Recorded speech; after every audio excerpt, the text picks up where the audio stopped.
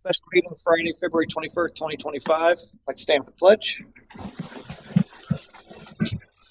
I pledge allegiance to the flag of the United States of America and to the republic for which it stands, one nation, under God, indivisible, with liberty and justice for all. Madam Clerk, have roll, please. Mayor Johnny R. Coover. Here. Vice Mayor Linda Rodriguez. Here. Councilman David Mueller. Here. Councilman Robert Hubbard. Here. Councilwoman Lisa Burke. Here. City Attorney Nancy Meyer. Here. City Manager Matthew Koppler. Here. Thank you. First up is comments from the general public. I don't have any sign-ups. Is there any general comments from the public? Okay, seeing none, I'll bring it back to comments from the city manager. Pass it to Mr. Koppler for his comments. Real quick, we've provided on each desk the questions and score sheets. I anticipate that you should get through these questions fairly quickly, depending obviously on the answers that come back will be the difference in there. Feel free, if you have any follow-up questions during these questions, to ask those at that point in time, but there definitely will be some time at the end, if everything goes as planned, to ask any other questions that you have, and I know Dave has a lot of questions. So. Well, that's a different shocker. Yeah. But I got questions. he definitely has questions.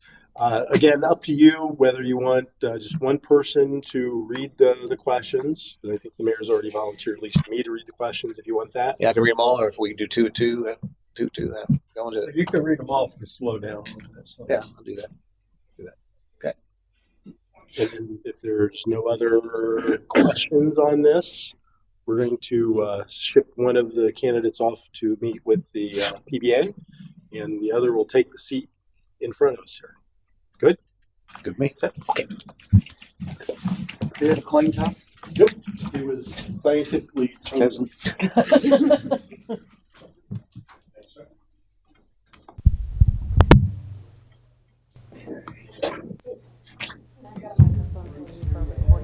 I know it makes it very.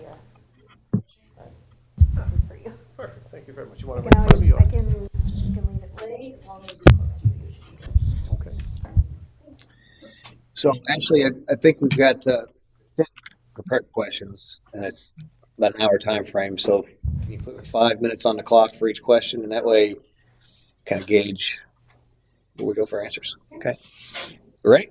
Yes, sir. Welcome, Bill. And we'll start off with there's like I said, 10 questions. There's 2 questions in each category, looks like. The first category is leadership and ethics, 10 points total. First question is, can you provide an example of a time when you had to make a difficult ethical decision as a leader, and then how did you handle it? Well, yes. There's been a few periods over the last few years that we had ethical decisions that we had to make. One of them that comes to mind was officer-involved shooting. And the officer-involved shooting was, let's just say, less than, it had some issues. So as the chief, we had to come in, obviously we have the crime scene, and we had to make that determination whether or not we were going to work the case or we were going to turn it over to the state police. And what we did was we turned it over to the state police so that it would take away any kind of bias, any personal look that say it was done improperly. And the investigation ended up in an indictment of the officer who was ultimately charged. So that always comes to mind as a tough decision because I felt confident I could have worked the investigation, but rather than taking on that and giving any bias or anybody to look at it and say we did it in an improper manner, we were able to turn it over to the state police. Okay. Is there any follow-up? I just had a question. That's right. Before we do that, can we just ask him maybe to tell Oh, you know what? because there's people that don't have copies of it. Would that be It wasn't on my sheet. out of the question? Yeah. So if you pause the calendar a bit, just tell us a little bit about yourself, your background, and introduction. Okay. I apologize. I went right on to the questions. But No, that's fine. My name is Bill Sampson. I was born and raised in Massachusetts. When I was 31 years old, I should say I'm married. I've been married for the last 28 years. We have a one daughter who's 27 years old.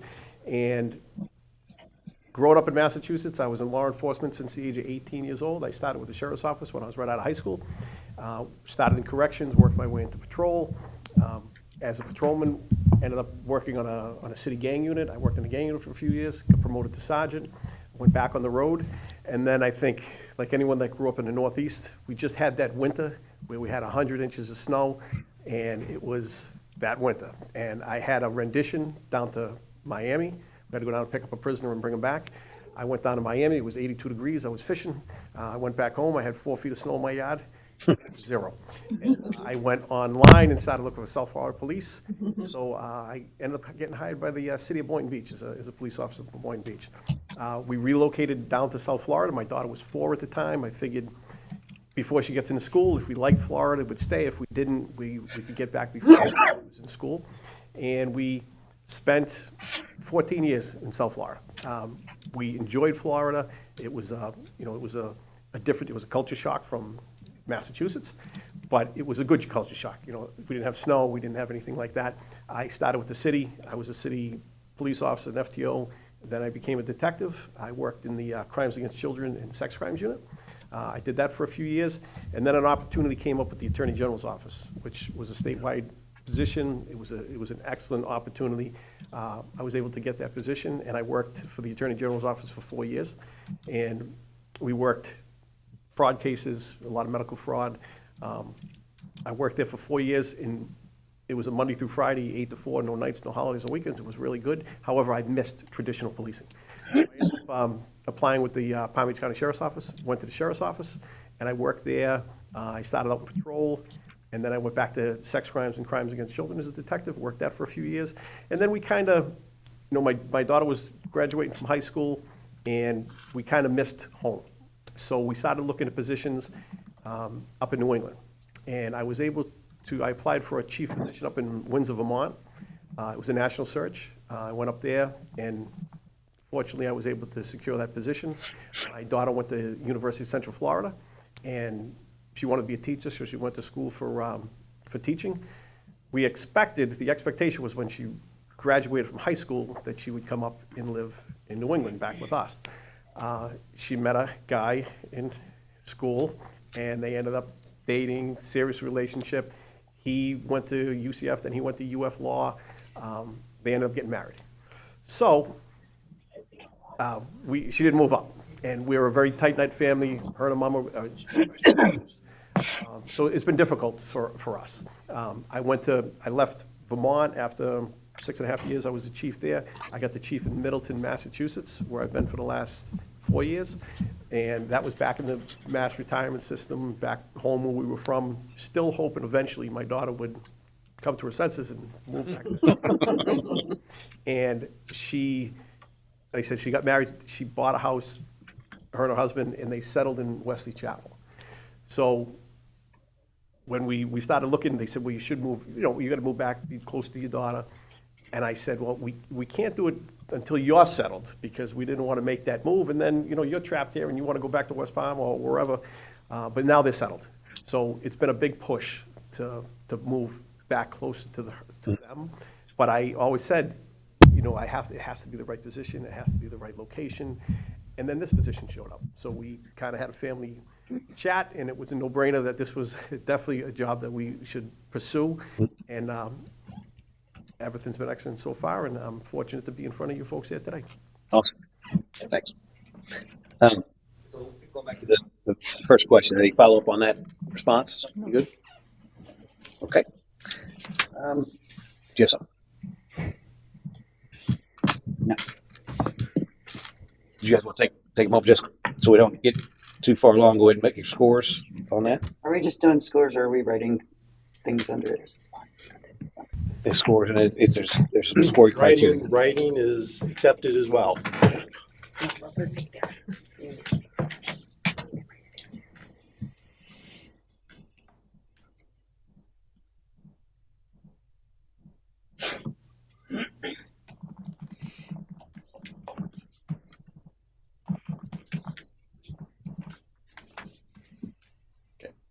Are we ready to move on?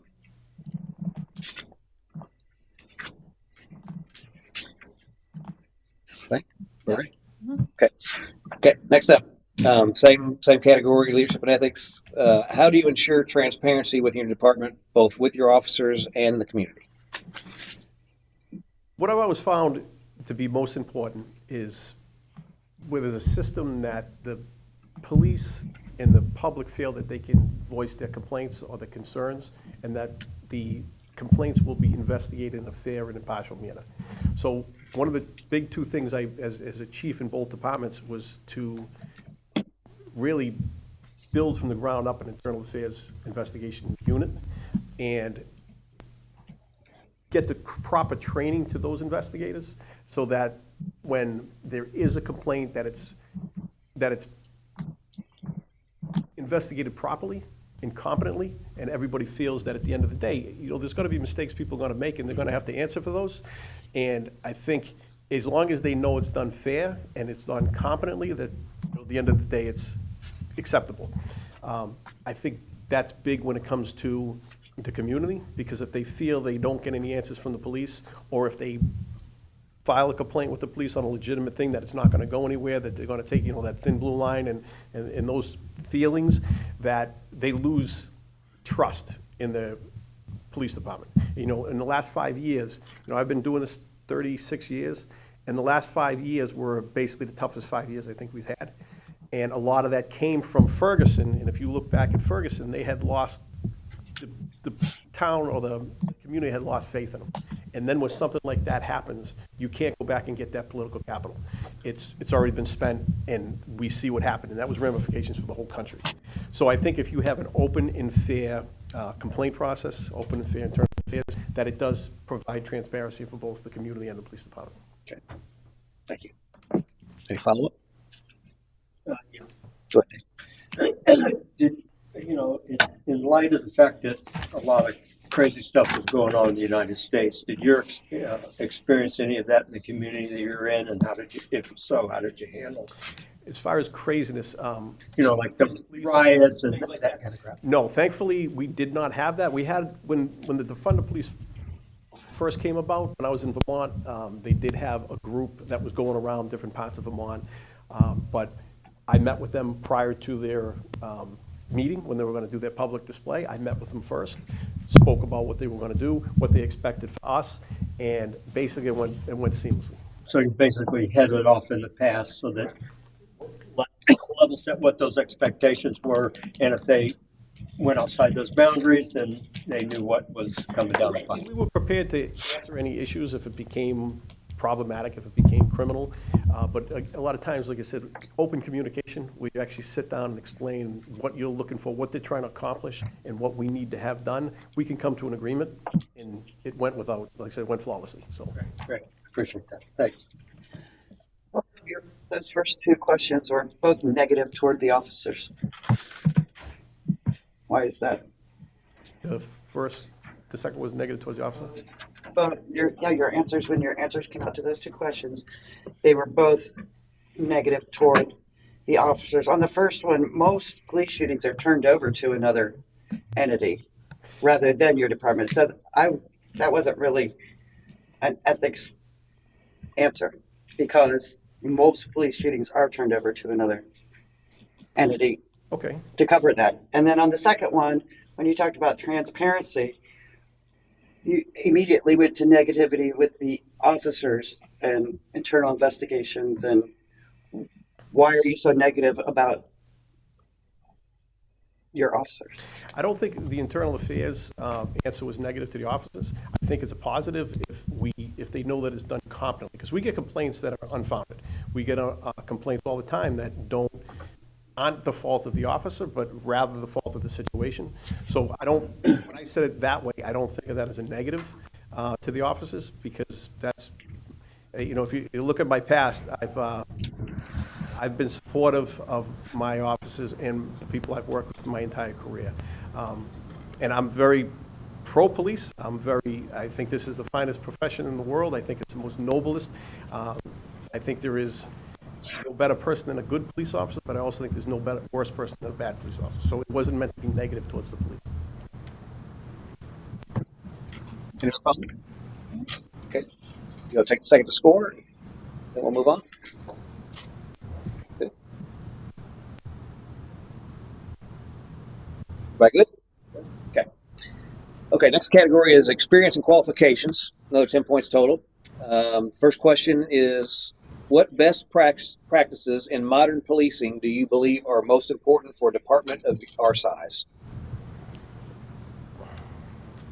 You know, could you repeat that one more time? Yeah. What best practices in modern policing do you believe are most important for a department of our size?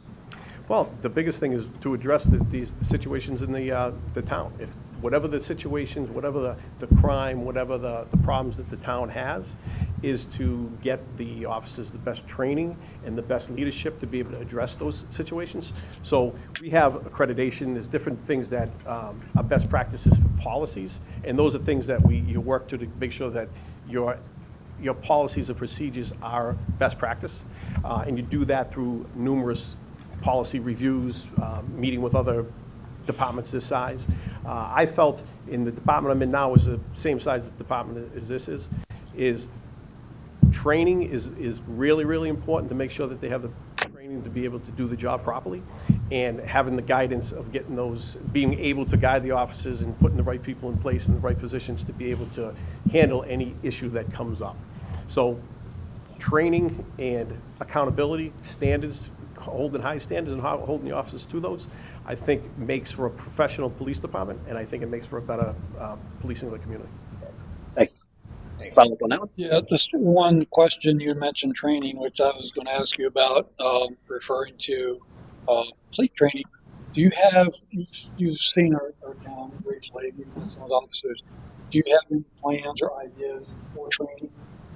Well, in the brief interviews time I've spent with the officers, traffic is a big thing in town.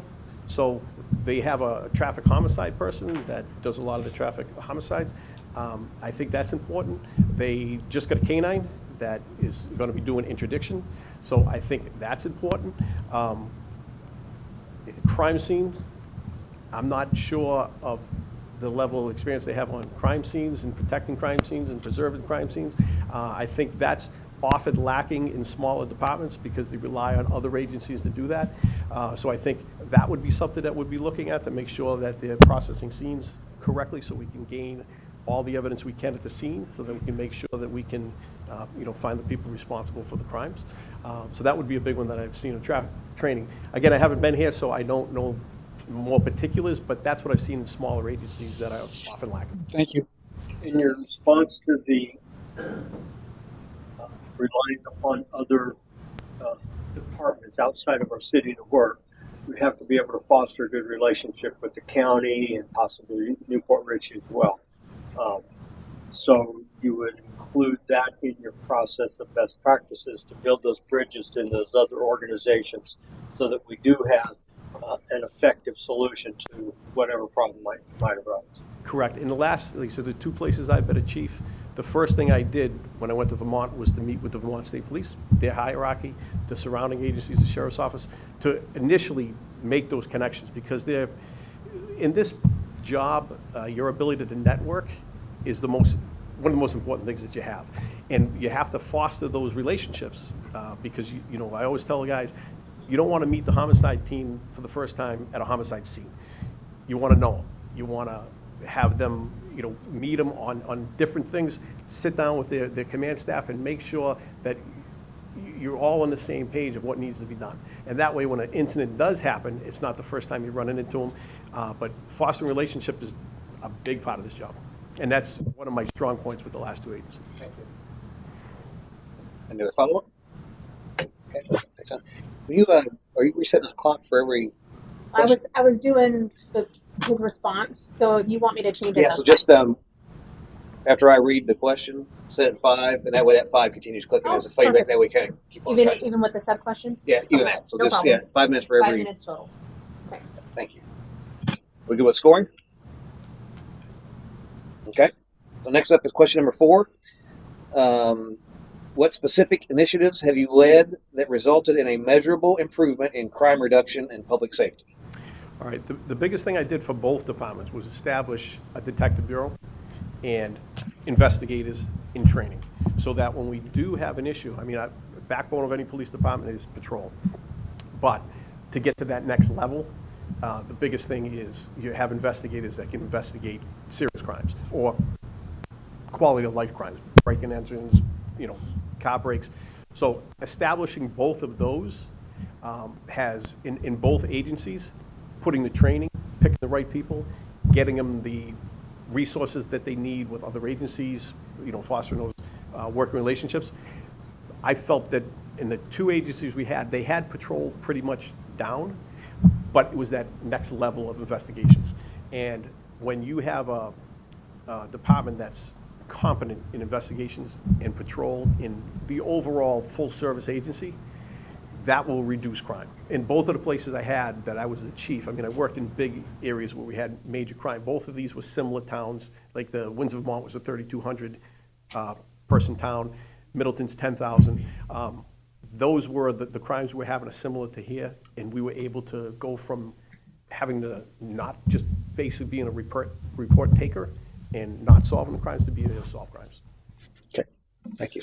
Any follow-up? Yeah, what about any reporting requirements? Do you believe in doing analysis on and tracking crimes, tracking events, and then trying to work with your team to try to find a solution to improve those stats, if you will? Yeah, absolutely. And an analysis of crime and crime trends. What I do with those at this point, those are my sergeants. Each shift reports on any crime that they had, and we look for any kind of trend. If we see a trend, if we see certain things, then we attack that. You put your resources towards that. So analysis of it is a regular thing. Okay, thank you. Anything else? Yeah, I'll brief. That's a two-part question. Basically on the same thing. Big concern of mine is I'd like to know how you feel or what you plan on curbing homelessness and vagrants. I know we're limited to what we can do there, but what is your stance on drug abuse and mental illness? Those are some of the biggest things facing us, and there's no real easy answers for those. It comes, I was talking to the captain today when he was showing me around town and, the different areas. And it's unfortunate that a lot of these homeless issues, mental health issues have fallen on the police. And it's really not the best place to put them, but it's what you have. When you have a problem at 3 o'clock in the morning, you dial 911, there's only one person that's coming up. So while you can't arrest your way out of that situation, you can't arrest your way out of homelessness, that's when you have to get your other community involved. You can do outreach, you got the church, you have different local agencies that are built for that, to kind of look into it and get them help. And that's where, again, we foster relationships, because it's not, the police are not the only answer for mental health. That's where you have to form partnerships and work with your partners to work on those. But they're difficult issues. Thank you. Okay, everybody got a good score? Okay, so next up is the third category, which is community engagement and relationship building. First question in that is, how would you foster stronger relationships between the police department and the residents of Port Richey? Well, what was used in the past is, forums like this, when there's an issue, you want to be out in front, you want to have, you want to come to these to be able to address the problems that the people have, so that they have an open forum. I've always believed in an open door policy at the PD. If somebody has an issue, they can call. Now with email, people can call, email, stop by, and I'm very open to meeting with people. As far as things we've done to kind of get the community together is, one of the things is Coffee with a Cop is always a popular one, where, I'm not sure if everybody's heard of Coffee with a Cop, but you basically plan a day and, you go out there and you talk about the issues people have over a cup of coffee. We've done Shop with a Cop around the holidays, around Christmas time, when you have low-income people that aren't able to provide for their children, and we get groups together, we raise money, and then we take them Christmas shopping. That was always a nice one for certain, to make the holidays a little nicer. But just being out in the public, stopping in, seeing people, stopping in the stores, meeting with the owners, responding to calls, and just being available. Thank you. I like. Because the people need to see their police chief along with officers. Vice Mayor? I have a quick question. Can you give us an example? I know the Shop with the Cop and stuff, I saw that on your answers. That is wonderful. But can you give us any other you've worked with a lot of different agencies where you stepped into that role and there was maybe a problem with it with another agency. Is there an example that you have, and how did you mend that relationship? Okay, when I went to Windsor, Vermont, it was the department was, I would say, substandard at best. It was kind of where if you got fired from everywhere else, you would end up in Windsor. So that was one that the state police wouldn't deal with us. They said, we're not dealing with your people. So what I did was met with the state police and explain where I was going as an agency, where I was trying to take my people. And, change doesn't happen overnight. No. Cultures don't change overnight. This culture here, again, I haven't been here, so I don't know what the culture is or the issues, but initially bridging those gaps, bridging those relationships, and then showing through good quality policing and, a transparent, a good internal affairs program, where if you have bad cops, then there's a way to root them out. If you have good cops, you can foster their abilities and make them better at what they are. And that will show other agencies that you're serious, that it's a department you're going to want to work with, and and you show it by doing it. So were you able to, so by doing all that, were you able to improve those relationships with your state police, you said, right? When I was in Vermont, we had a great relationship with the state police. They started working drug cases with us, which they never did that in the past. When I went to Massachusetts, the state police that's the big agency up there. I embedded one of my detectives with their homicide unit. So when they got called out for homicides of dead bodies, they could go with them so they could learn that way. One of the first, it was an attempted murder, it wasn't a murder, but the person lived. When the state police showed up, because in Massachusetts, state police do all the homicides, other than the 3 major cities, everyone else, the state police is the lead agency.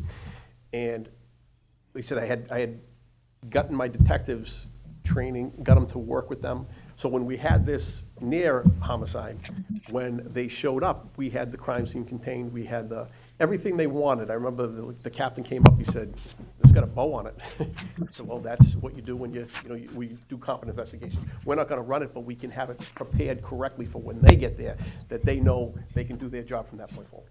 Very good. Thank you very much, sir. Okay.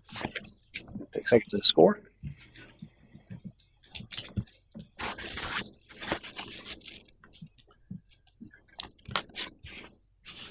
Good to move on? Okay. Next question is, how do you approach communicating with the public during times of crisis or controversy? Well, social media's come a long way, and that's always a good one to get things out there when there's issues that the public has to know right away. It's nice to get out there. You have your media people as well. You have your politicians in town that you can get the news out there. You look at when you have a violent crime and people are nervous. That is my neighborhood safe? Is the community safe? The ability to get that out on social media quickly, say the person's in custody or there is no danger to the public. Even when you do search warrants, people see police crashing through doors, they get nervous that there's problems. So you can immediately get out there that this is contained to this area. Or if there is a danger, you want to be able to get that out. But the media, our social media, the media are always avenues for that. Okay. Thank you. Any follow-up? Okay. Take a second to score.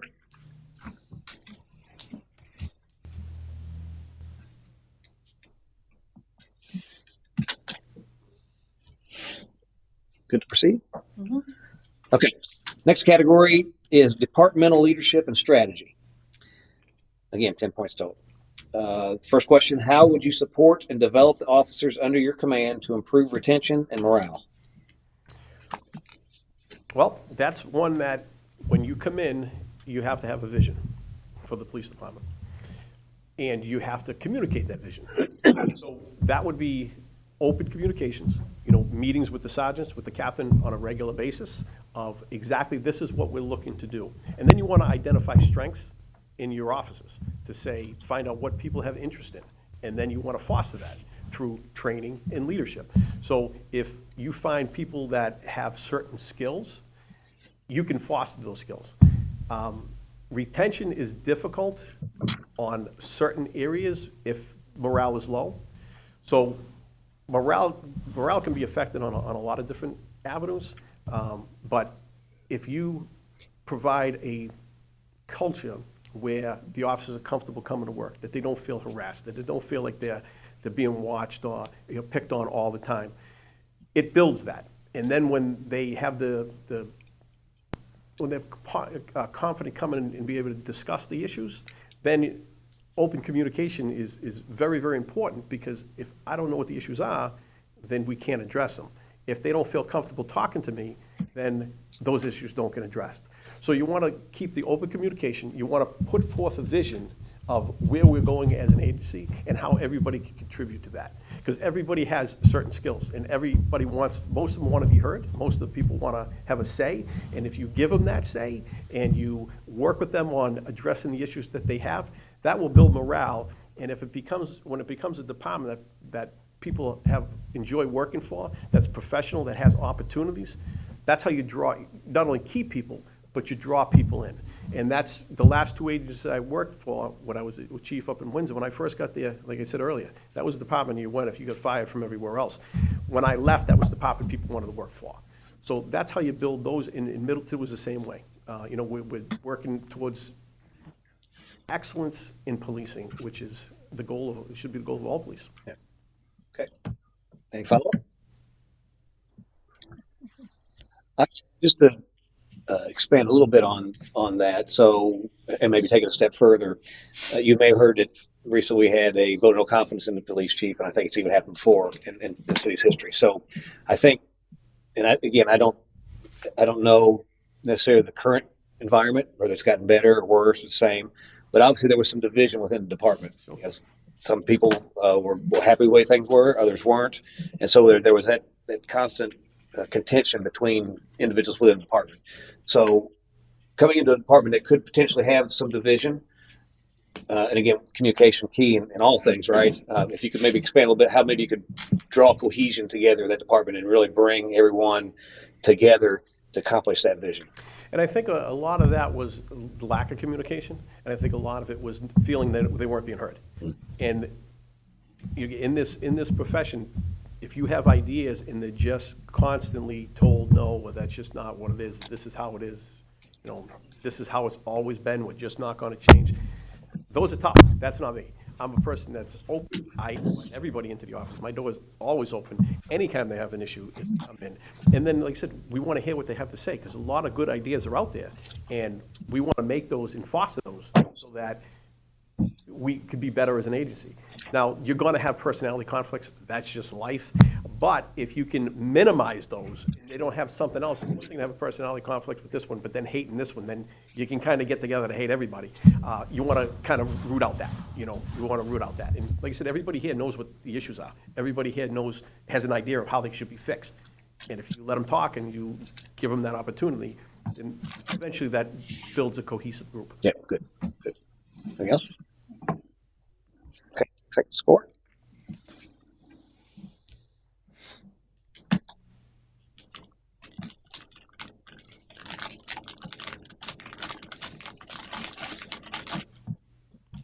Okay, good. Are you hungry, Dave? Turn your microphone off. Okay, next question. Where do you see the Port Richey Police Department in 5 years, and what steps would you take to achieve that vision?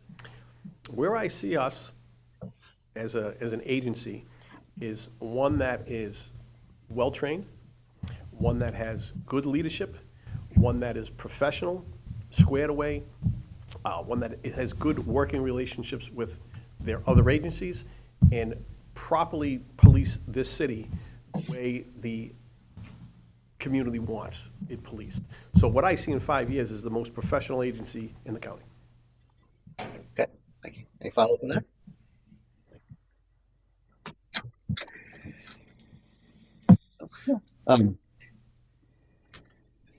Obviously, with police department been around for a long time, and there's probably, again, going back to that employee morale thing, there's probably people that are resistant to change. Others probably welcome change.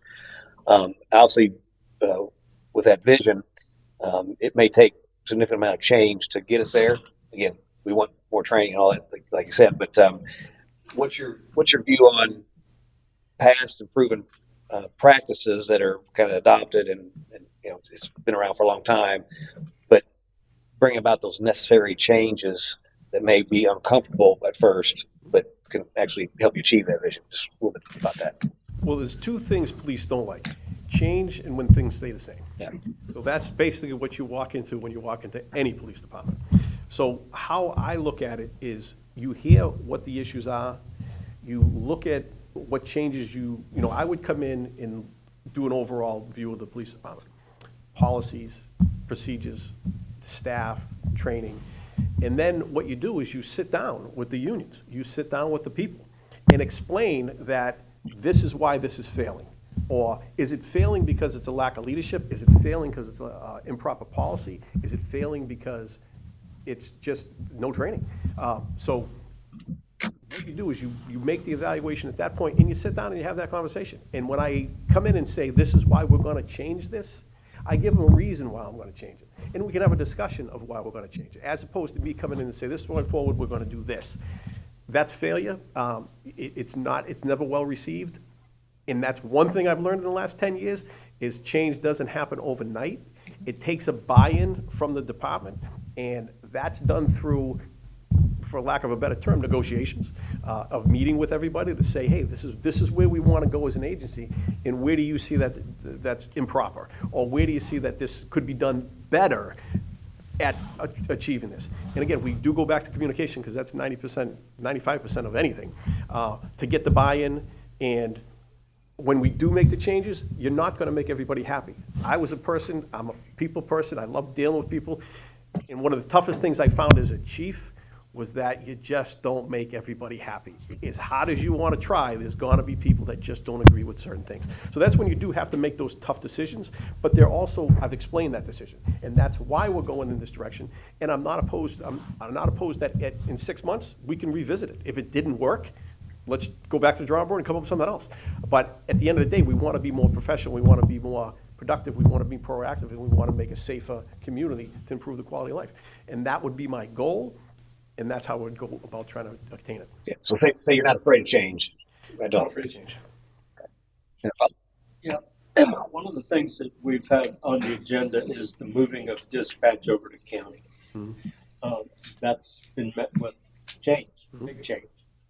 But we evaluated it here and made it an imperative goal to move forward with that. Do you see you embracing the council's decision on that and continuing to make that happen and work with the best, make it work the best of your ability to transition that effectively with county and get that rolling? Absolutely. In change, especially change like that, change to the day-to-day operations is going to be met with, Definitely. it's going to be met with disagreement. And a lot of it's a learning curve. When you're used to a certain system, you're used to a certain radio frequency, radio etiquette, and you've been doing it for a long time, and you go to a different system, a regional system, that's always going to get opposition. It is, because it's a day-to-day change, which is difficult. A lot of those are learning curve. Once it becomes the norm, then it becomes a norm, and it gets to be just how we do it. Now, if there's issues with how the county is dispatching, that is different from how they were. If the officers feel unsafe, if they have situations where they feel it's an unsafe situation, then that's a situation that I would handle from an executive officer to the sheriff's office, whoever's the head of the communications, to have those conversations, to say, you understand, this is why we're having, the guys feel unsafe, the girls feel unsafe because of this. Is there a way we can address that? Is there a way we can make that better? And those are constantly changing, constantly fluid with any kind of major change like that. We have a regional dispatch center that we work under now that was not there 5 years ago. When it first went, it was met with all kind of opposition. They didn't want it. We got rid of our own dispatch, went up to a regional where they're not even on our grounds anymore. We don't see them anymore. And that was a lot of opposition. Today, 5 or 6 years later, it's just how it is, and it works well. And I'm actually an advocate for other agencies that want to join the regional because I think it works really, really well. But it was a learning curve. Learning curve. Actually walked through this path before and saw the benefits and the impact to the community as well. Essentially, we're going to have people that are going to be displaced as a result of this. And they might be displaced in a reorg within your department. So essentially, that's part of the challenge is how do you use these people effectively? Maybe they have the right skill set to integrate with your department, maybe they don't. Mm-hmm. But that bridge ultimately would rely upon you to make that decision and move the department ahead for the benefit of the community, right? Correct. Perfect. Thank you. And we're out of time on that, but if there's anything pressing, follow up on that. Okay.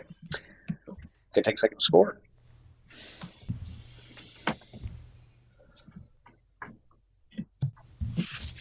Good. Okay. Next category and the final category. I believe it's final category. Yeah. Fit for the role and challenges in Port Richey. Another 10 points. So the first question I said is, what do you see as the biggest policing challenges facing Port Richey, and how would you address them? Well, like I said earlier, I don't work in Port Richey now. From the conversations I had with some of the officers, traffic is one of the big issues that they have a problem with. So that's something that, like I said, I'd have to see the amount of training they have, who has specialized training in that. Is there a way we could be doing it better? Is there a way that we could be more successful in addressing those issues? Overall quality of life is basically, I'd have to get here and understand what the quality of life issues are. And I've been successful in my career to be able to basically address any issue that's come up.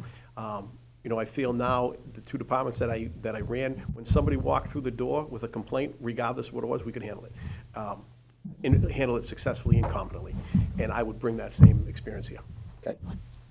Follow. Just one quick question. You seem highly experienced for the position, and you've got the qualifications and everything, but you're coming in, you're not familiar with the area, new officers. Officers been here 20, 25 years. With your personal experience in the past, what ideas and what plans do you have to earn the respect from the officers in Port Richey? And that's an excellent question because it's a difficult question. And I could say on the other two agencies that I came from was that exact situation where people have been there a long time, they've been entrenched. I came from outside, didn't understand, it wasn't from there. So what I had to do was you had to, just like a rookie beat cop, you had to earn respect from where you worked. I have to do the exact same thing here. I have to get the people to trust me. I get to have the people to believe in me. It doesn't happen overnight, but what happens is being truthful, honest, and transparent. When I tell them I'm going to do something or this is my plan, I follow through with it. If I say I'm going to listen to you, I'm going to be listening to you. I'm not going to be looking at my watch and just, really, you've only been here 2 years, you don't know what you're talking about. That's how you earned trust. That's how you earn, because that was the first thing they asked me, how are we going to trust you? I said, time will get you to trust me. Or time won't get you to trust me. But I can assure you, it'll get you to trust me. Because I follow through with what I say. If I say I'm going to do something, I do it. If I say I'm going to listen to you and we're going to put something into practice, we're going to do it. If I say we're going to make it a change, I'm going to explain why we're going to do that, and we're also going to get the input from you. But nobody walks through the door with instant respect. I don't care how many years you have. I don't care what position you came from. You don't walk into anything in this profession and get respect automatically. It's earned. And that's what I'd work on doing, is earning that respect. Thank you. No, but I wish some of the side questions could be rated, Could be one. you know, Yeah. but they can't. Well, I think you could probably consider them. No, you can't because this is a specific question and that's what you rate on. But some of the side questions deserve to be rated too. In the comments, you can put that down. Okay. And I can tell you, just as I go through this, as a follow-up, maybe it didn't come out initially, but as we follow up on that, it helps provide that clarity to help change the score one way or another. Okay. So, That's what I'm doing. yeah. Okay. So take a second to score.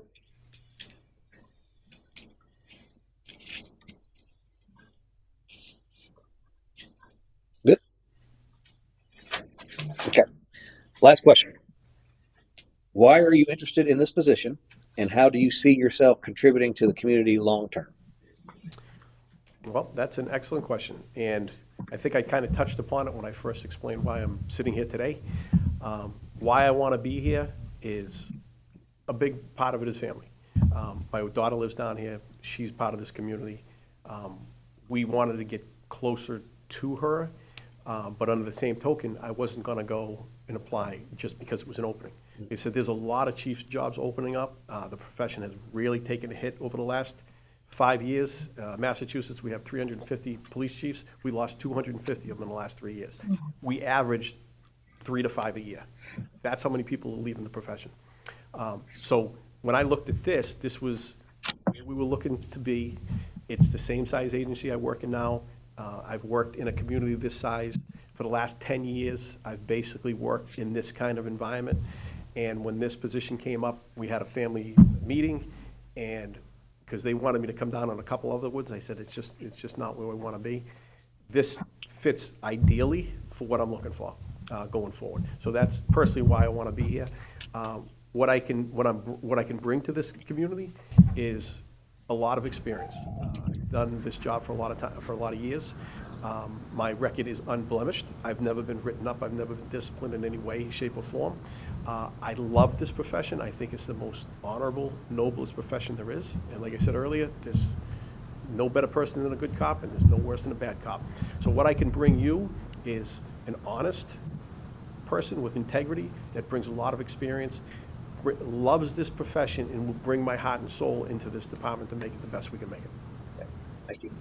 Fellas? Yep. You said this position fits ideally. Go ahead, do it. You said this position fits you ideally, but why? Why did you not take the other? Why this one? I mean, other than location to Wesley Chapel. Location is a big one, to be perfectly honest. So you said if this one ideally fits it. So what else made you say that Port Ridgey Police Department was the what? Well, it's the same size. So I don't want to go, I like the smaller agencies, the smaller community, because it's more of a personal feel, and you can get more accomplished. You could feel at the end of the day, when I went to Windsor, we had a big heroin problem. They weren't doing anything about it because they didn't know how to do anything about it. So when I went up there, we were able to start working drug investigations, and in less than a year, clean up the problem, the heroin problem we had in the city, or in the town. If I was when I was in West Palm Beach, I could do that all day long, and it's never going away. So the small community feel is what I like. I have experience with this size department. I know what resources are, how to work kind of more with less. I can bring certain aspects of investigations that most small towns don't have, and I can enrich that in this department. And I think we can do better cases than we did before. And because of the size and where it's at, those are what make it ideal. Police departments are police departments, to be perfectly honest. The problems I'm hearing here are not unique. They're not different than most other ones. Everybody thinks that this is, but it's really not. So I think I can do a lot of good here. And like I said, we'll be back where we would want to be back in. This is a state retirement. It has Florida state retirement. I have 10 years in state retirement now. So if this was a city that had its own retirement, that wouldn't have been as attractive because I would have had to put aside that 10 years. So I can get right back into that 10 years and start from there. So those are a lot of the positives from it. You're right. A small department, you're gonna do it all. Mm-hmm, absolutely. You do part of it, and then you pass it over to somebody else, and you never know what happens. And I actually like that. I like responding calls. You can see all the steps, and you can see the solution because you don't get that on a big department. And I have one more question though. You said you had never been disciplined, you'd never been complained on. No, I said never been complained on, never been disciplined. Okay, well, because I was getting ready to say, then you did nothing. Yeah, exactly. If you never got complained on, then you did nothing. Correct. You just didn't get out of your car. Correct. That's why I wanted to point that out. Disciplined and complaints are two different things. I worked in a gang unit in the inner city. I worked in street crimes in the inner city. If you don't get complaints, you're not doing your job. You're right, you didn't get out of your car. You just sat there, you ate donuts. Absolutely, absolutely. Because if you went through a career and never got a complaint, you should have a whole bucket of those. Yes, and those, like I said, even as a chief, I get complaints. You should. But what you don't get is sustained complaints. Like you did something wrong, you were a failure, not that you didn't make a mistake, because everybody makes mistakes, but you didn't do anything corrupt. You weren't stealing money, you weren't beating people. Those are the things that would be sustained. I was just worried you did nothing, but that's good. I couldn't have faked it for this long. That's true. Yeah. That's all. Any follow? I have a different question regarding, is it open question or not yet? I'm going to open a question Okay, as soon as. that's fine. I thought I wanted to- Anyone thank you. follow up? Yeah. I'm a big advocate of lead by example. And to my knowledge, in the past, we've never been able to fulfill this police chief from within. And I'm an advocate that people that are here ought to be trained and aspire to reaching and replacing you at some point in time. Would you be aggressive in ensuring that people have that ability and want that ability to move forward into a police chief in this capacity or even another agency at some future point in time? Succession plans are important, especially in smaller agencies, because without them, you eventually always have to go outside. And that's not the ideal situation. You really want to be able to bring people from within. So yeah, succession is a big thing, and you got to get the people trained. You got to put the right people in the right positions so that they can advance.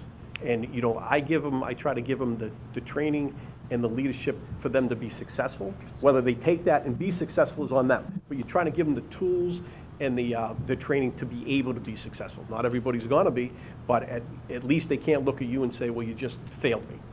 Good. Thank you. Any other follow-up? Okay, if not, take a second to score. And we've got 5 more minutes. We actually have about 15. Oh. Because you started a little Oh, you bit just- later. So yeah. Okay. So we got 15 minutes. We can do some general questions if you want. I got a list. I think I just have one, if that's okay. you Are first. okay? I see in your resume that when you were with the Florida Attorney General, one as a detective sergeant, you worked racketeering. Right. Here in Port Richey or in Pasco, you have been growing these gambling. They're not supposed to be gambling, but whatever, storefronts. In the previous chief was working with the Gaming Commission. I don't know where that stood. That was a couple months ago. I was wondering what kind of experience you had with that, and because really our residents are not really liking that so much, because it's bringing in a lot of people from outside of Port Richey, Sure. non-residents. So I was wondering your experience with that, and were you able to shut some down, or what was your experience with that? Racketeering is, that's one of the strongest tools we have for organized crime. We had, when I was working a case, it was a healthcare case where they were defrauding Medicare and Medicaid for millions of dollars with shell corporations. The predicate crime was Medicaid fraud, and then you need other crimes to go with it to make the racketeering case. It was a 2-year investigation. It was the largest racketeering case that the Attorney Generals had. We ended up with 13 arrests, shut down a lot of bad places. The Gaming Commission is somewhat new. I know that I don't know how far they've gotten in what their capabilities are, but I know it's relatively new. So I'd have to kind of sit down with them and see what they have possibilities for. Because anytime you have a gambling situation, you know, organized crime, it's been decimated over the last few decades, but it still exists. And they're very difficult cases. I mean, they're one of the toughest ones. That's why wiretaps, one of the only ways you could get through to those, but wiretaps are very difficult to run. You have to do them 24 hours a day. You know, a small department like this, you couldn't run a wiretap. You need to rely on FDLE. FDLE is one, when they were organized to be an organized crime unit. That's where FDLE started. So I don't know if the Gaming Commission is the best way, or FDLE would be the people you would want to work with if it was a true racketeering thing. I would have to kind of look into that. But no, I've done them. Thank you. Linda, you took my thunder a little bit there on gaming. I'm sorry. And no, that's okay. Thank you, Linda. That's okay. But I appreciate your response to that, because we have been engaged with the FDLE, and I don't know where it stands. It's one of those things that they're working in the background, right? So I don't want to elaborate on that. But it sounds like you have experience with that, and that's an important aspect here.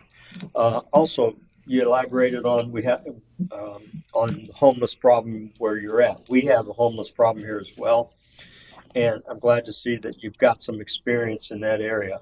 And do you believe it was effectively addressed, positive or negative? How did the outcome, or is it's a touchy subject? I get that. Most of the policing when it comes to homeless is just to move them to someplace else. And that's been kind of the role. Like, we can't cure homelessness, but we can cure homelessness in Port Richey.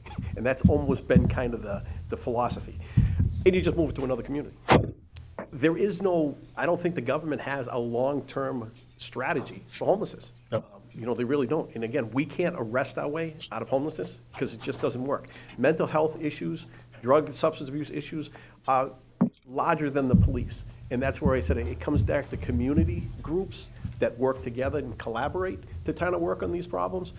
But they're not easy, and they're not, like I said, most of them aren't police issues unless they're breaking into houses, trespassing, things like that. Those are our issues, but again, we get called on all of them. So we need to reach out to our community partners to kind of work together on that. We typically get the coconut telegraph and people talk, and you need to go there, right? And there again, next question is, I've always embraced lead by example. And my expectation is that we have a working chief. So the chief, everybody wears many hats in a small town, just like a small business, right? Would you and all your officers be willing to do shifts in the community and lead by example and better embrace our community? As Ms. Burke had pointed out, why do I like a smaller community? Is because I can still do police work. As you get up in those sheriff's offices or whatever, you're not doing police work anymore. It's just basically administrator. And as you get in a chief in a bigger department, it's just an administrator. These departments, I can still respond to calls. I can still go out and meet with people. That's what I like about it. I said that's the small community is why I'm here, as opposed to waiting for a bigger agency to come around, is because of that role, and that you still have the ability to still be a cop. So it gives you basically a dual function, the feel of being on the street, connected, and being able to be at the top steering the ship. And that's what I like to be able to, give people the tools they need. I like to be able to shape the way agencies go. That's what I like about being a chief, but I'm still a cop at heart. Gotcha. Thank you. We have a boat in our community, and my expectation is that ought to be, we actually have two. Actually, we have more than two, if you count all the fire. But we have a boat on a lift that doesn't need to be on a lift. It needs to be actively run. Predominantly weekends. In other words, focus time when the issues are most apparent. And right now, I think, what experience do you have with running a Marine patrol? And ours is joint with fire. So being able to work well with fire and put a fire guy and a police guy on the boat and be able to work that. Do you have any experience with? We had a Marine patrol when I was in Palm Beach County. I was never a Marine person. I owned a pontoon boat. That's the best I am as a boat captain. I'm sure a boat captain would say that you're not really a captain. But experience as far as working together. Right. Yes. I had this conversation at one of our meetings that I did earlier. It was with the fire department. It's a fire and police boat, but there doesn't have to be separate fire and police boat. We both have jobs to do on the water. Clearly, if you have a fire and police boat, there's no reason you can't do joint operations. There's no reason that both of us aren't out there working the boat. Boats are like other niceties. If you don't have the resources, if you can't cover the shifts, then those things go down. You can't do all these extra things if you can't cover shifts, and that's why that's a big issue. If it came to a point where the police were no longer able to use the boat, then we'd concentrate more on fire. But we should be definitely working those things together. If we have a resource like that, an asset like that, then you should absolutely be working it. And if it's both, then we could both be working together. And it builds camaraderie between the two agencies too. And you mentioned out there about doing foot patrols. I'd like to see walking in the community and meeting residents, and you're an advocate of that as well. I think it's one of the foregone things of police work is foot patrols, and I think that's been a breakdown in community support over the years, is the lack of the cops getting out of their cars and walking the beat and meeting people. I think it's very effective. But obviously, you can't do a foot patrol on a main highway, but there are areas that it can be utilized. if you have problems, I mean, walking around, they don't see you coming. I mean, there are some tactical aspects of it as well as the community aspect, because like I said, when you're going by, it's warm and you got your, you know, your windows up and your air conditioner on, or in Boston, you got your windows up and heat on, you're not meeting the public. You're not interacting with them. They don't feel like they can wave you over unless it's a problem. If you're walking, they can just say, hey, and we should be saying, hey, how you doing? How's things on? That was the old concept of policing back in the day. When the cruisers came and things like that, of course, it was before my time, but that was community policing at its best. And there are certain areas that we can still use it. We used to have an officer, we used to have an officer, and she would come through the neighborhood, and when she saw any resident outside, she would literally stop, get out and say hi, talk to the kids. If I was walking your dog, she had a cookie for that was only one officer, but she used to do that a lot, and it did foster a very positive. I was gonna say, I'm sure the community loved it. They did. What's your thoughts on combining code enforcement and observations of your patrol officers being able to address code control or code enforcement? Code enforcement working with us or working under you? I mean, this is a big picture. yeah. Maybe because they're in another department now. Maybe it's correctly placed under you. Maybe it's not. Or maybe your officers can enter code complaints into our automated system. And you know, how effectively do you think that might work? And I've seen it both ways. I've seen agencies that code enforcement falls under the police, and I've seen it where they're autonomous with their own agencies. The biggest thing is that they're collaborating together on the issues. Right. There's no reason if there's a code violation that code enforcement sees and brings to our attention that we can't be up on. You know, if they say, hey, this is going on, I mean, we're out at 3 o'clock in the morning, code enforcement isn't. We can be looking for those issues as well. So that's communication, and I said probably in working together with our partners.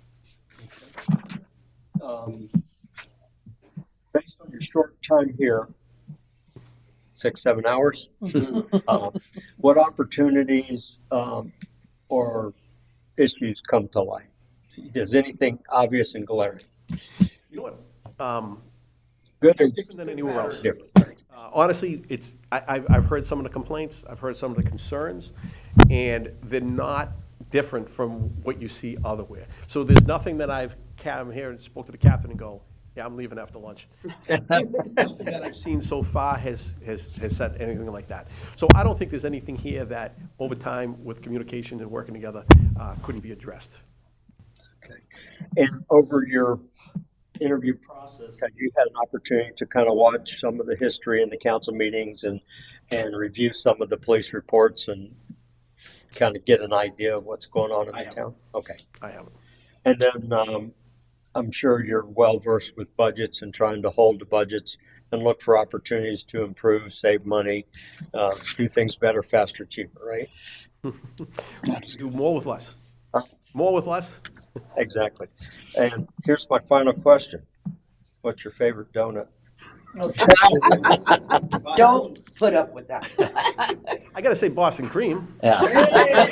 That's one of mine That was a good answer. That was very good. All right, you. Dave. You got 5-star rating. That was an excellent answer. Beat my favorite as well, Boston. Should say Mine too. just like the questioner. You have something else? Okay. Any other? Don't you have one? I do, but we'll make sure you guys. Yeah, we're good. We got 5 minutes, right? Sure. Okay. No? What if? No, we have 5 minutes. What if we called one of your officers right now? What would they tell us they did not like about you? Or that maybe not you specifically, but they did not like about the way the department is run there. I'm sure you've had your fair share of words from your officers. Oh, absolutely. What's something that's not working at your department? One of the things that we have conflicted on is the way time off was granted. When I first got to Middleton, we have a 17-person department. 15 of them are on get overtime. 2 are salaried. The way time off was granted and the way overtime was given, you could have the entire day shift, the entire evening shift, the entire night shift, take the day off. Then they all just shift one shift, and now 24 hours of everybody's on overtime. And there was nothing we could do about it. You couldn't say you can't have time off.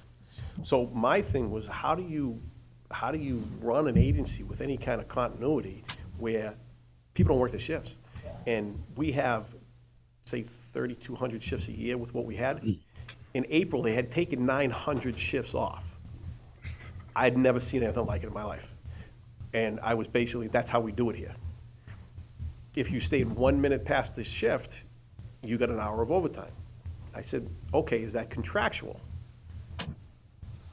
It wasn't, just long story short. And we had, state police in Massachusetts had a big investigation the FBI did, and they were stealing overtime, is basically what it was. They were working hours, or they were putting hours they weren't working. They were making hundreds of thousands of dollars in fraud. So they came up with a statute that said if you put in for time that you did not work, it's not only a crime, but it's triple damages, which means you got to pay back triple. When I got there and found that, you know, it was, you catch these things, like I said, I wasn't there, but you catch somebody on an alarm call at 20 minutes to the end of their shift. They're on the way to the alarm gets canceled, and they say, basically, I'm going to continue just to make sure everything's okay. And then they call out at the station at 8:01 and put in for an hour of overtime. I said, that's a crime if it's not in the contract. So the union came and said, well, no, it isn't a contract. We're hourly employees. I said, well, there's three types of employees. You got hourly, salary, and per diem. Hourly does not mean if you work 1 minute, you get an hour of overtime. In the contract, when we found it in the contract, it said you'll get paid an hour or the fraction thereof that you worked. And that's typical. They were doing that all the time. So I said, it's going to stop today. And basically the union said, you can't stop it. I said, it's a crime. I explained it to them. Yeah, but it's past practice. You can't change it. So I said, well, here's what's going to happen. The first one's going to get written up. The second one's getting arrested.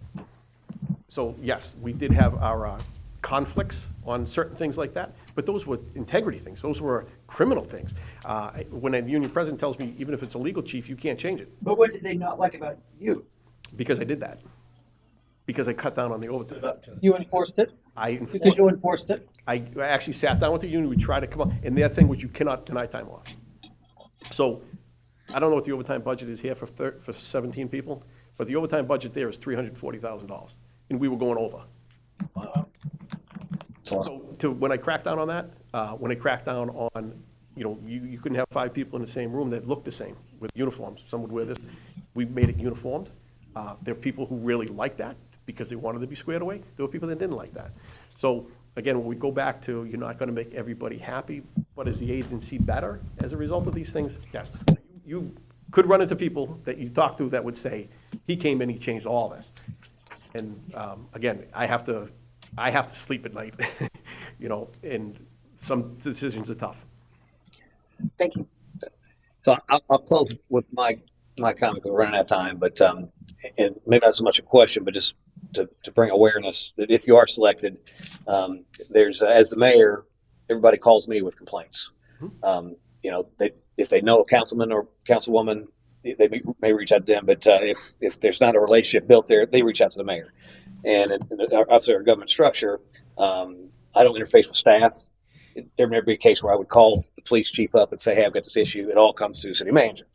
And so what I find is that I'm constantly having to take those complaints in, funnel them down, and roast that hell.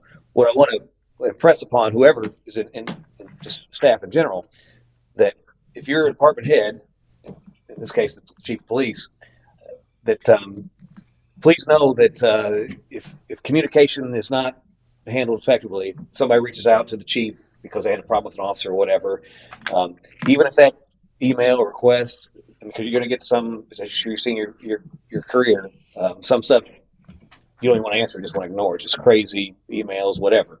I'm a big, I answer every phone call, I answer every text, every email, and even if it's not something really that warrants I always try to acknowledge that I received the email. I just don't ghost people, and I try to bring a resolution. So I would impress upon, obviously, if you are selected for the position, that as the chief of police, that as complaints roll up through your department, that the mayor never has to get a call from somebody who left. They sent a message to the chief and it didn't get responded to or whatever. So I don't have to roll that back down that way. So you talk a lot about communication. I assume that probably wouldn't be a problem going forward. anything that comes up to the police department that you would handle, and it probably would never get to me. And it's my job to handle those things. Right. It's not your job. Now, you're gonna get the people that aren't gonna like what I say and figure Sure. you're gonna go to you. And those are fine. Those are like real life, and those are gonna happen. But no, I try to address everything because I don't think that you folks should have to address problems in the police department. That's why you hire a chief. That's why we have command staffs, because that's our job to handle those. And if you just blow them off, they're gonna get to you eventually, and then you're gonna come to me. So I have to answer for that. So I have to have a good answer. So that's why we try to take care of everything in-house that we can. And I love nothing more for when that comes back, that I can tell that resident or whoever issued the complaint that, this was handled and this was a story and, this was the answer. I support that answer. And that's, probably 8 times out of 10, that's the case.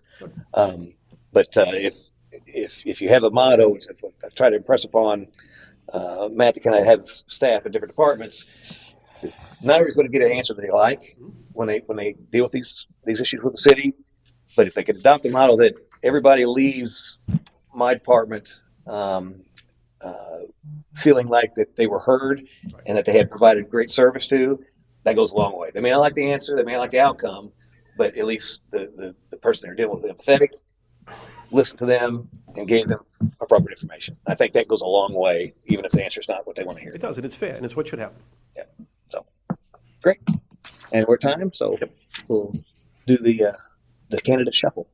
Thank you for Thank you your for your time. time. Thank you so much. It was nice meeting you. We got a little break here. Yeah, take a quick Please. 5. Sure. Yeah. Yes, please. Yep. Tell them no. Yeah. 5-minute How break. long? Recess 5 minutes. Just make sure your microphone's on. Thank you. I like good questions. I like that. No, I like it. I'm sure they took it back behind closed doors. Sure. Yeah. Okay.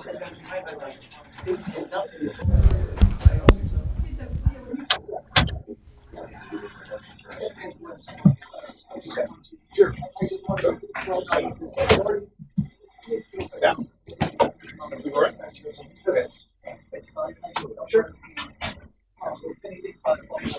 Am I just going to the new thing or wait for them to come out? We're giving them 5 minutes. Okay. I go.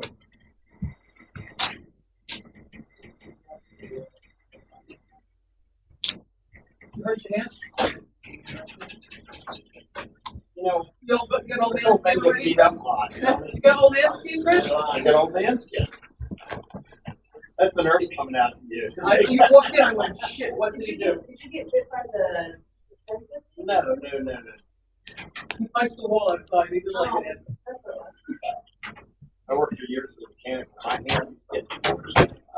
My But bad. they were tougher than they are now. Now the skin gets thinner and they don't hold up. So.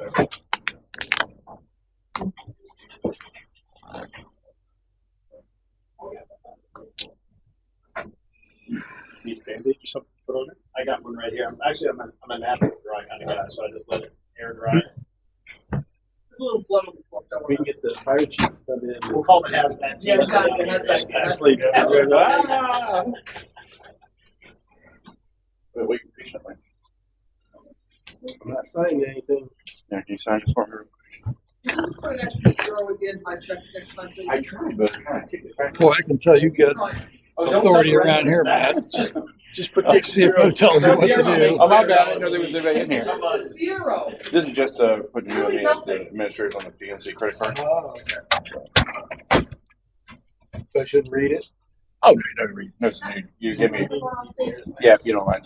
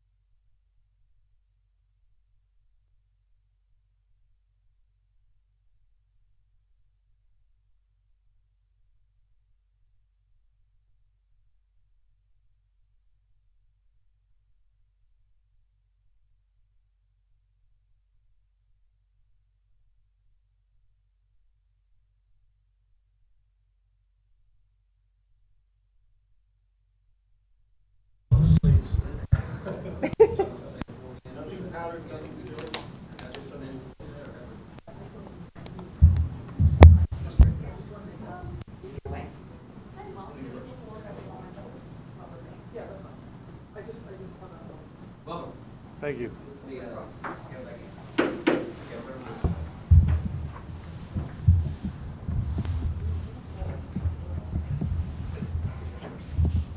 Welcome. Thanks for coming and applying for the position. Frank, before we start, Linda had something she wanted to acknowledge. Yes, hi Frank. I just want to let everyone know that Mr. Ruggerio's mom and I worked together about 35 years ago in Riverside, now North Bay. So I don't know him at all, but I just wanted to make sure everybody was aware that I don't know him, but I did work with his mom many years ago. So Thank you. Thanks for that. So starting off, so we've got some prepared questions. There's 10 of them. But what I'm going to do first is allow you to kind of introduce yourself, kind of tell us a little bit about yourself, your background, and then after you finish with that, if there's no follow-up, then we'll go right to the questions. There's 5 sections of questions. I'll give you the category and then the 2 questions in that category, and then we'll take some time for scoring on each one of those. Okay, so with that, I'll give you the floor. Thank you, sir. My name is Frank Ruggerio. I live currently in Newport Richey, Florida. I moved to Florida when I was 13 years old from upstate New York. Ever since then, I've lived in Newport Richey, which is 1983. Graduated Gulf High School, married my high school sweetheart. We have 1 child and 1 grandchild, another grandchild on the way, and pretty much maintained residency in Newport Richey the whole entire time I've ever been in Florida. I started my career with the Pasco County Sheriff's Office in corrections inside the jail. We helped them open up the Land O'Lakes jail, which is a pretty big undertaking compared to moving from Dade City and Newport Richey over to there. I left there in 1995 to become a patrol officer because they would not put us on the street at the time. I came here to Port Richey. At the time, Chief Downs was a sergeant, and Carmine Macedonia was the chief.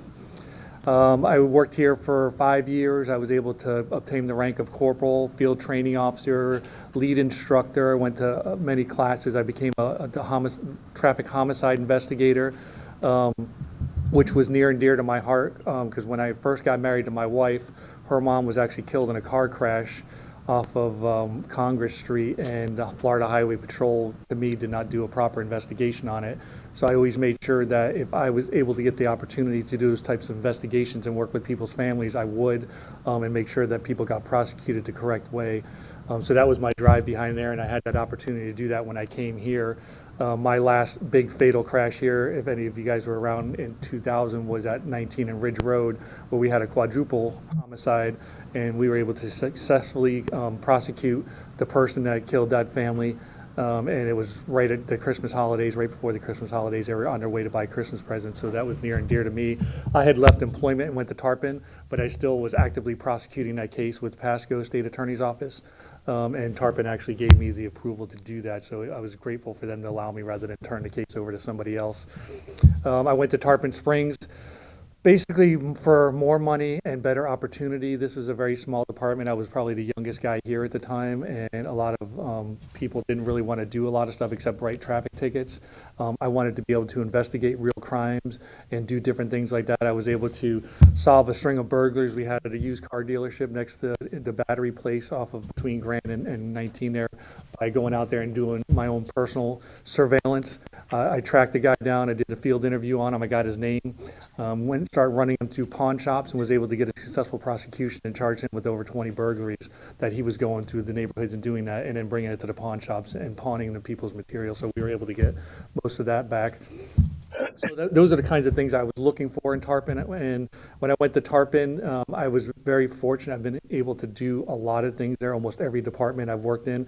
I was in patrol for a while. I became a patrol supervisor for a very long time. I became the traffic homicide supervisor shortly after I was there. I continued my education in that area till this day because that's what's really near and dear to me, is to prevent people from dying in traffic crashes. And then I went to the code enforcement unit. I was in charge of code enforcement for 2 years. I hired a new officer, rebuilt the whole entire department, and then turned it back over to a different supervisor.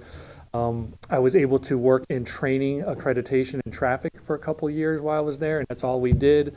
Then I moved on to the school resource officer unit. One of our school resource officer supervisors unfortunately did something he wasn't supposed to be doing and was fired, and we looked really bad as a department, so the chief asked me if I'd be willing to go to the schools and try to rebuild that reputation. My first year there, we kind of really did rebuild the reputation where everybody really liked us, and we started doing programs in the high school. In my second year there, we were able to win the best new crime prevention unit in the state of Florida through our SRO unit for stuff that we started at the high school to teach kids how to patrol their own campus and how to use the radio and how to become police officers, how to drive a golf cart. And I kind of ran it almost like we did a police academy, and it worked out very well. After that, I got promoted out of the unit and I became in charge of accreditation. And I was doing accreditation up to this day. I'm still very involved with accreditation throughout the whole entire state of Florida. I'm a team leader for the Florida Department of Law Enforcement in Tallahassee. And I have had an opportunity to access over 180 different agencies throughout the state. So I've seen the good, the bad, and the ugly, from very small departments of 6 men to very large departments. The largest one I did to this date is Broward County Sheriff's Office, Palm Beach County Sheriff's Office, and the Florida Fish and Wildlife Commission. So I've had a great opportunity, great time to do training, met a lot of people. I have support for a lot of different sheriffs throughout the state that know me personally, know how I've done their department, and know how I've done assessments on the department to figure out what's broken, what needs to be fixed, and what's related to accreditation standards for them to maintain their accreditation. I've got promoted from sergeant. I became the administrative major in Tarpon Springs Police Department. Was doing that. I entered the drop. I thought I was ready to retire when I was 55. That was my goal ever since I started when I was 19.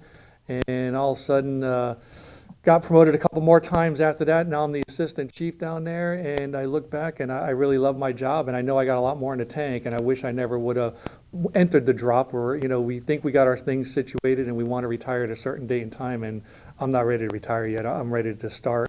And having the opportunity to come before you guys to come back to this wonderful city that I worked at back in the day and seeing how it was is a privilege for me to hopefully I get this opportunity, because I really understand some of the dynamics that go on in this city. Very different city than Tarpon Springs. There's no way anybody's going to say, hey, you're going to do the same thing you did in Tarpon up in Port Richey. That's impossible. This is a unique city in itself. And, you know, after that, if I get this job, that'd be fantastic. If I don't, I'll be retiring at the end of the year, and I'm sure I'll probably go back to work somewhere. So I still have the heart to do this job, and I really, my stronghold is helping people and community policing, and this community to me is the perfect opportunity to get out there, meet people, let them meet our police officers and understand what it is. But from what I'm understanding, the police officers need a lot more leadership and training in that area, and I'm the guy that can help them out. I've had several different schools in that. As you've seen in my resume, I've been to so many instructor schools. I've taught at the police academy for over 25 years. A lot of your officers that work here, I taught in the police academy.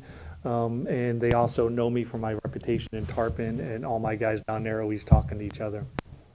Great, thank you. Any quick follow-up on that before we jump into questions? With regard to your drop program, is that a requirement once you enter that you have to retire in 5 years or something? Yes, sir. Ours is a private pension system in Tarpon. Uh-huh. So I entered it in November of 2020, and in November 2025, regardless whether I want to leave or not, I have to. Okay. And now the city could always hire me on a private contract if they choose to, but that's usually a drop dead. Okay, that's what I thought it was. That's interesting. One question. You said we're unique. Describe.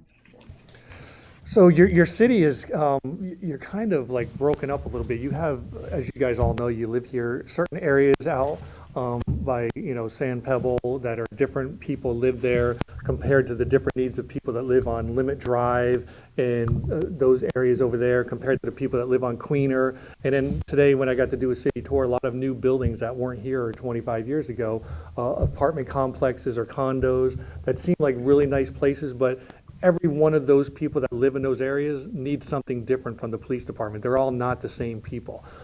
Some people have economic problems, some people have neighbor problems, some people, whatever the problem is, everybody in the city is not the same.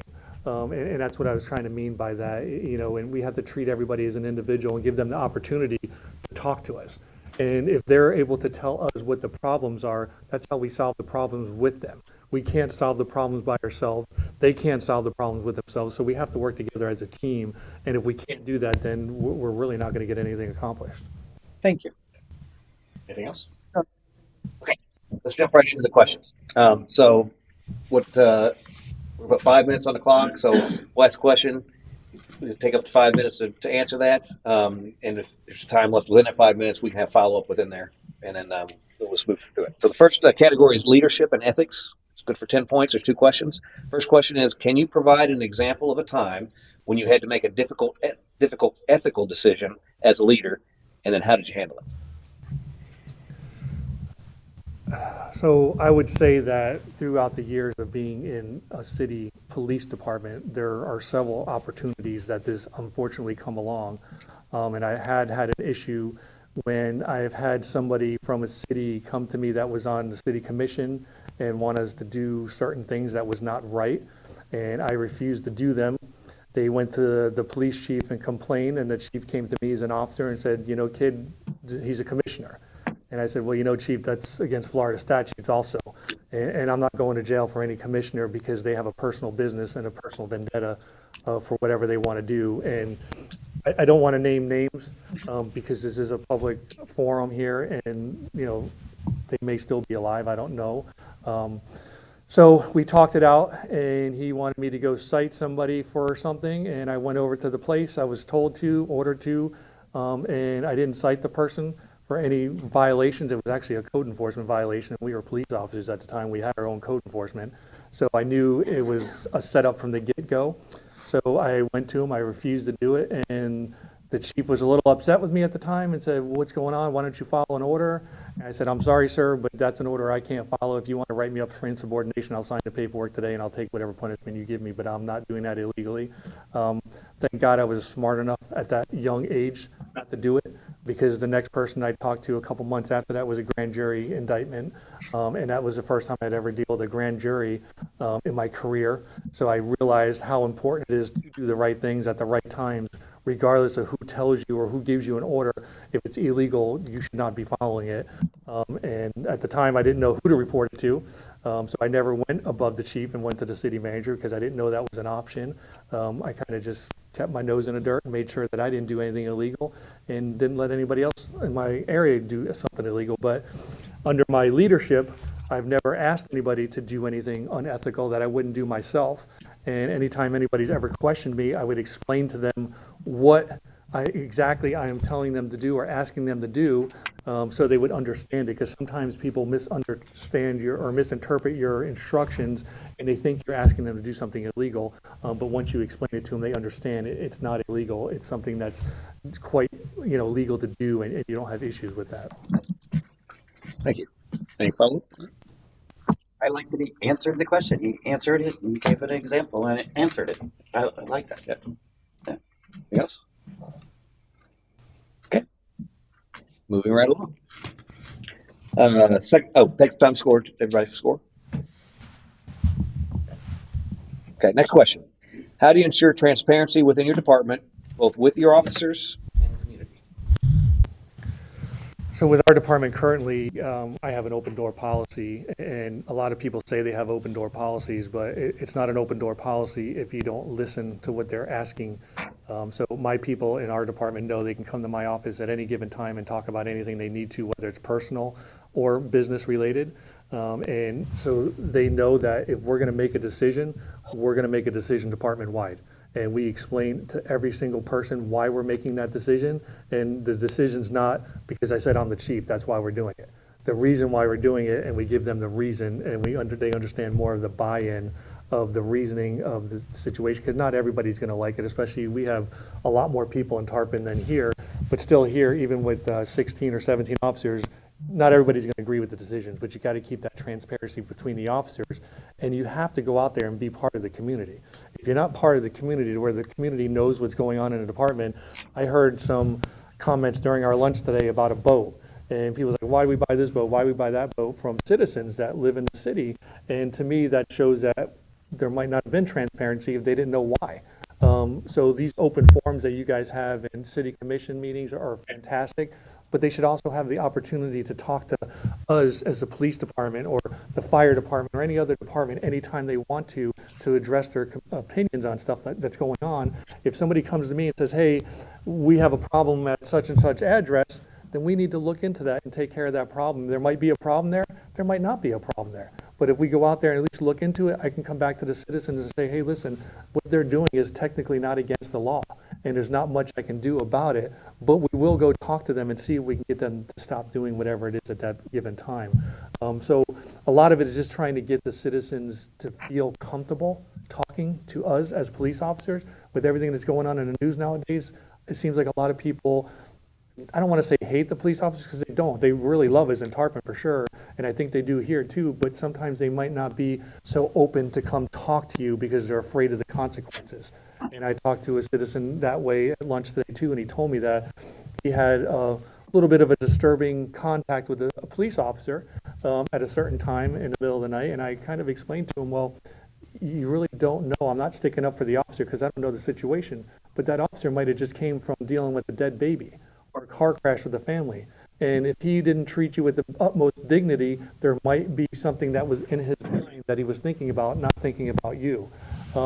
So if they understand that we're human, just like they are, by talking to them and expressing feelings with them and having good conversations and listening to what they have to say and then responding to what they say, I think that goes a long way with the transparency in the community.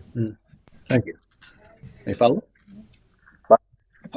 Yeah, did a lot of work in Tarpon Springs, a little bit of time here, but there's been police officers that have been here a long time. It's a small community. I just wonder what ideas or plans, if any, do you have to earn the respect from your fellow officers here in Port Richey, being you're starting in as their boss? So I would do the same thing I've done in Tarpon and come to work and outwork them. And that has a tendency to go a long way. I usually am the first person to work and the last person to leave every single day. And my people understand that and they respect it. I don't expect them to work as hard as I do. They have unions, they have rules, they have different types of jobs. They're out there possibly getting shot at, doing traffic stops. I'm doing something different. I'm dealing with budgeting, internal affairs investigations, things like that. But they understand that once they start seeing you or me in that position of doing the right things for the right reasons, they're going to want to up their game a little bit. We talked a little bit about morale this morning, and some people said morale is about money, and I don't believe morale is about money because there's rich people that are very unhappy in this world. I think morale is about the people that work for you know that you care about them. And if they know that you care about them, they'll be willing to work harder for you. And if they work harder for you, they'll be seeing what you do and how hard you work, and they'll want to keep up with you and make you proud to be an employee with you in your department. And sometimes little tiny rewards go a long way, whether it's a certificate or just a thank you or, hey, let me buy you lunch today because you did such a fantastic job this week. And I don't see that a lot when I go travel throughout the state to these other departments. It's us versus them mentality with the admin versus the officers. And I don't believe it can be that way in any department to work efficiently. And we need to have them on our sides. They need to know that they're the backbone of the police department. The patrol guys, without them, we cannot run a police department. We can have 100 chiefs, but without an officer, jobs do not get done. All we have to do is manage them and lead them and make them do the right things by what we do and their perception of us and what type of people we are. Thank you. Any other follow? I was looking for the beep right in. I felt like it was 5 minutes. Any follow up on that one? Couldn't have been any closer. Okay. Okay. Take a second to score.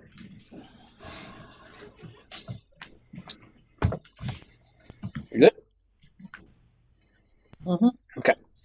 Next category is experience and qualifications. It's as well for 10 points. First question in that grouping is, what best practices in modern policing do you believe are most important for a department of our size? Community policing, 100%. A lot of people say community policing, but they don't actually know what it means.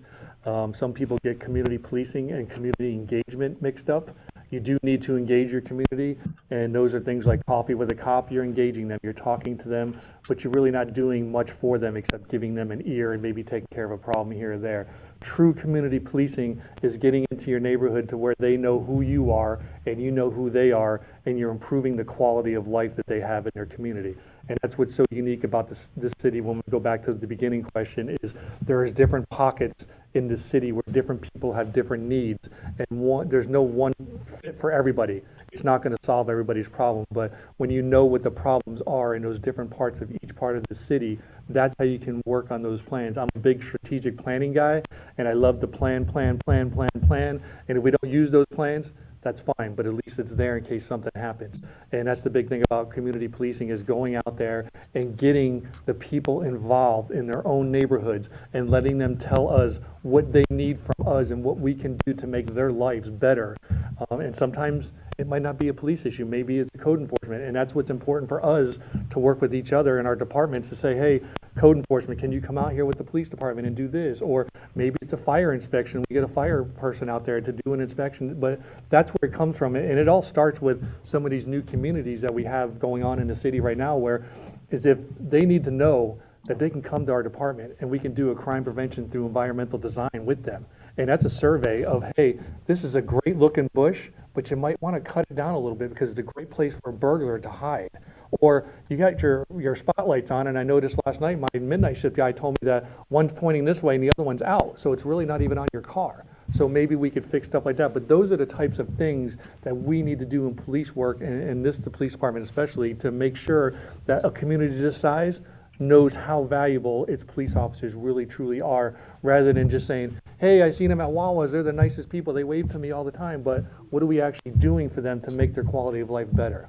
And that's my goal for community policing. Thank you. Any follow?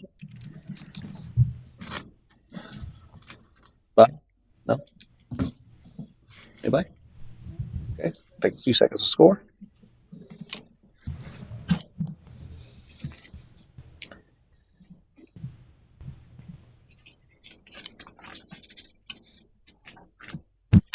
Okay. Is ready? Yep. Okay. Next question. What specific initiatives have you led that resulted in a measurable improvement in crime reduction and public safety? That would go back to what we just talked about with our crime prevention through environmental design, where we actually do, we have a crime prevention unit in Tarpon, and that's what we do. We go out there and we help everybody out. Every new business that we have, we actually go out to the businesses ahead of time and we talk to them about fraud, counterfeit bills, things like that. And then we also do an environmental walk around their building to make sure that everything not only is legit, but there's no hiding spots or bad spots for criminals or criminal activity to have.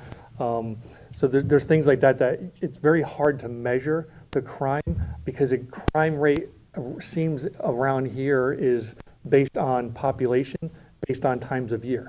So certain times of year, you're definitely going to have higher crime rates than others because more people are living here. Same thing in Tarpon. We have festivals such as the Epiphany Festival, where we have sometimes up to 50,000 people in there at one given time. Naturally, there's a bigger chance for crimes to occur during those time frames.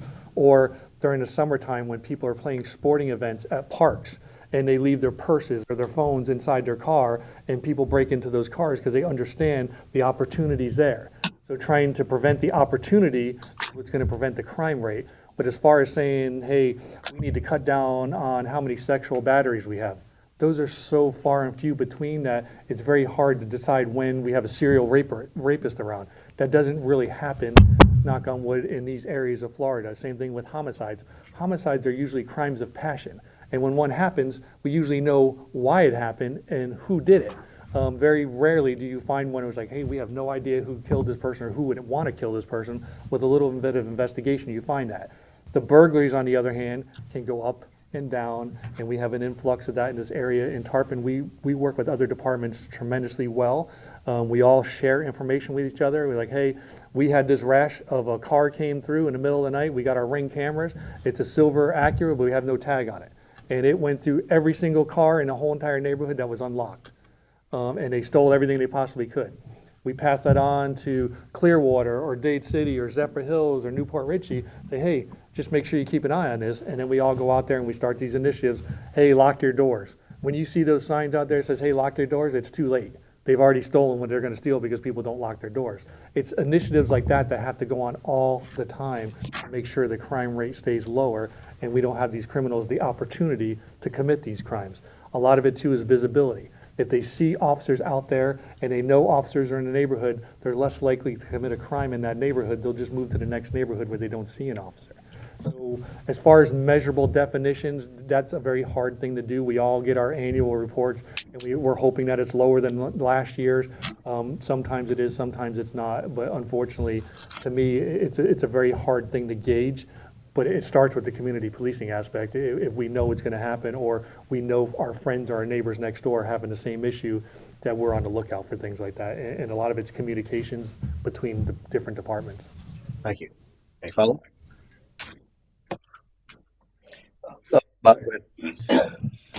Yes, I noticed that you are an advocate for yourself for a lot of training. It seems like you jump on every opportunity that comes up. Like myself, I guess you feel like you never know too much, so always willing to learn something different. So, wondering how you could pass or have some initiatives onto your fellow police officers here in Port Richey, maybe encourage them to do the same thing. To me, I mean, that's part of my leadership style, is you can never stop learning. And I understand there might be some money restraints or money issues that where you can't send people for training. But as I was talking earlier with my meeting with the city manager, when I send somebody to training, or if I go to training, I'm not the only one that gets that training. I bring it back to my department, and I give that training to every person that's in that department. And that's what we expect from our people also. We send them out to a training, and you might not be a police instructor or anything like that, but that doesn't mean you can't come back and instill your knowledge on us of what you just learned for the last week. And you get more bang for your buck that way. Plus, we like to do a lot of in-house training where we have a lot of knowledge in-house. Everybody's got different knowledge. You might be a gun guy, you might be a boat guy, or I might just switch that back and forth. You're the boat guy and he's the gun guy, right? And I'm a boat and a gun. okay. You can bring that to us and teach us about boats, where I don't have to send somebody to Jacksonville for 3 weeks to know how to use a boat. Now, you might need that certificate for liability at a certain time before they can do certain parts of training, especially with firearms. But there's other types of training you really don't need to do. I teach currently for the Florida Public Safety Institute out of Tallahassee. And I teach basic traffic homicide investigations all over the state of Florida. And that's one of the things I really like to do, is because I'm sick and tired of seeing traffic crashes, fatalities involved, and nothing happens to the person that did it, and where they possibly were drunk, but the person wasn't trained to see the signs of intoxication, or people weren't wearing seatbelts, so they want to blame everything on the dead person because they can't complain about it. And to me, that's just not right. And I think we have a really good process going there with that. I could tell you, when I turn on the news, and I turned it on last week, where Sarasota had a hit and run where a couple of kids got killed, and I saw those guys there, I knew I taught those guys because I remember them in my class, and it made me feel good. And I was like, come on guys, do what you were told to do. And sure enough, within a couple of days, they found the bad guy and they arrested him. And that makes me feel really proud about what we do. Yeah, one quick one. We have a homeless problem in this county. How are you guys dealing with homelessness down in Tarpon Springs and Pinellas? We're not. Unfortunately, that's a problem throughout the whole entire state, and now with the new state law that passed in July about people can't camp out, that helps out a little bit. But the one thing I think we all figured out at the same time is you can't arrest homelessness. It just does not work. Days like today, people will be begging to go to jail because it's warm there and they get a nice hot meal, but they're going to come right back to our city. So the biggest thing is, how do you know they're homeless? And most of the time you know they're homeless because they have every belonging that they've ever had with them. I think the main part about it is we can find a place for them to store their belongings and maybe take a shower here and there, you wouldn't be noticing them as much as you do notice them. And the same thing with the shopping carts. It's technically illegal for them to possess those shopping carts, but we don't do anything about it because it's only a misdemeanor. And I understand some people are down on their luck and they need help. There's resources out there that we get those people and they get off the streets. But there's other people that goes back to the morale and money. They're happy being homeless. They have no cares in the world. They don't want to bother doing anything. And then there's other people that want to do nothing but harass other people and expect you to give me money every time you come to the Wawa or something like that.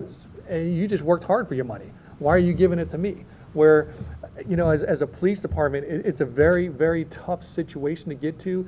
And you got to get involved with, you know, there used to be soup kitchens in this city back in the day when I worked there, and I don't think they're here anymore.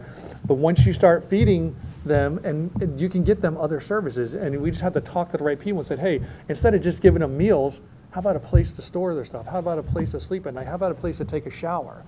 And when you can get that involved, then you're going to become a millionaire because you got the greatest solution to the biggest problem, I think, anywhere in the state of Florida. But the big part about it is just trying to get help for certain people. It's unfortunate when you see families out there with kids, but usually when you get to them, they want help if you give it to them. And you just have to work hard at it. Sometimes it's not within the city limits or the city's jurisdiction. Sometimes you have to go out. Sometimes you have to go to Hudson or Dade City or maybe even Hernando County to help these people get the services that are out there for them that they don't know about or they can't get to. So, I think that's a start for the problem, but unfortunately there are people that truly like being homeless and living on the land. We're out of time on that. Was anything pressing? You guys want to follow up on that? Nothing pressing. Okay, take a second to score. Ready? Yep. Okay, next category is community engagement and relationship building. First question in that category, how would you foster stronger relationships between the police department and the residents of Port Richey? I think we covered that pretty well, but it starts with community engagement. They need to be out there and see us. And I know people say coffee with a cop, and you see the same three people at Dunkin' Donuts talking to the same cops. It really doesn't do much for the community. But as we talked earlier, some people in the community work during the day. And it seems like that's when admin from the police department work. So it doesn't really work for us to go out there and try and engage the community when they're working. And how about on weekends? Well, I don't want to work a weekend. That's my weekend off. Well, that's too bad. That's part of our job. We work 24/7. And if we have to come in here on weekends as admin to go out there and engage our community when they're actually home and working and available for us to engage with them, that's what they need to do. And a lot of times if we do it on their turf, you get a lot more accomplished. If I stop people all the time when they're out front playing basketball with their kids or mowing their lawn or washing their car and start talking to them, just seeing how things are, engaging them. I like to interview people. They don't realize I'm interviewing them because they think it's just a conversation. But I'm making notes in my mind, knowing everything that they're telling me that possibly we can fix things or maybe we can't fix things or why we can't fix things. And then we start talking to them and start having that together. The other solution to that is when we start getting with these communities, if we don't already have crime watches, get crime watches set up in these communities. And everybody has somebody in their community or the area they live in that wants to be the vocal person. And we can bring those people in here and any other citizen, if we do it once or twice a year, and say, hey, we want to have a citizens academy and show them this is what the police department does on a daily basis. This is how we do our investigations. People like stuff like that. Everybody wants to watch the cop shows all day long. That's all my wife wants to do is solve crimes. And I always tell her who did it before she gets a chance to start watching it. She gets mad at me. But when they start seeing what we actually do on a daily basis and that we're human beings just like them and they can talk to us and interact with us and we're not just there to take people to jail or write people tickets, they'll start behaving differently and telling us more that's going on in the community. And then we can move that on and say, hey, this is what the fire department does. This is what code enforcement does. This is what the water department does. And then they get a better understanding of what the city does. And we started that a couple years back in Tarpon. And now most of the people that are on the city commission have gone through that Citizens Academy, and they understand how every department in the city actually works and why we do the things that we do, rather than just going in there with a bunch of questions and saying, what's going on with this and why does that happen? They know why it happens because they've been there behind the scenes and we've shown them everything we have. And I think that's the most important thing about community engagement, and going back to the transparency that you were talking about earlier, is making people feel comfortable talking with us and interacting with us and spilling, you want to say spill the beans, but tell me, I want to know. You have an autistic kid? I'd love to know. I'd love to hear about it. It'll help me deal with another autistic kid somewhere else. If I don't know, then I go across another autistic kid. I might not have had that training and I might not know how to deal with them. But you deal with it every single day, so talk to me about it. And maybe we can get you in here to do some training with our officers on how to deal with autistic kids. Those are the types of things that you get out of proper community engagement and community policing. Thank you. Follow? Yes. I'm a strong advocate of lead by example. Would you be willing to have all of your staff be able to run tours of duty in the evening, including yourself? I mean, do you still embrace doing a patrol, for example? I'm sorry, I couldn't hear the center part of it because of the air conditioning. I'm a strong advocate of lead by example, meaning that we're a small city. Everybody's got to wear multiple hats. And my expectation would be you as chief should still be able to run a patrol yourself and be able to engage the community, like you said, with community engagement. Would you be amenable to that as well? Or Honestly, I can tell you that's why I'm here. I want to be involved in that stuff. I want to do things like that. And that's what we do now down south of here is we are engaged as a command staff. Everybody in the command staff is engaging. And we seen it to where we would tell officers to go do it, and we might be busy doing something else, and nothing comes about it. Not because the officers aren't doing what's right, because they don't understand what we're trying to get them to do. And when we go out there and we're at every touch a truck, and we're explaining to them where we got the money to pay for that touch a truck. And people's like, oh, you spent how much money on this truck? It's like, well, it came from Penny from Pinellas.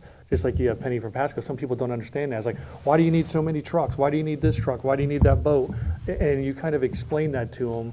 It goes a long way, but I live for community policing. I was a community policing instructor back when I was on patrol, and I really look forward to that. And that's what's still in my heart. That's why I'm here. I'm not ready to retire. I'm ready to be a cop, be a street cop tomorrow, but I think that I have a little bit more training and more knowledge to expand on people and training to give them to where when they're starting off their careers, they know how to do it the right way. And that means a lot to me to be able to do stuff like that and the opportunity to do that. Thank you. Anything else? We'll move on. Get back to the score.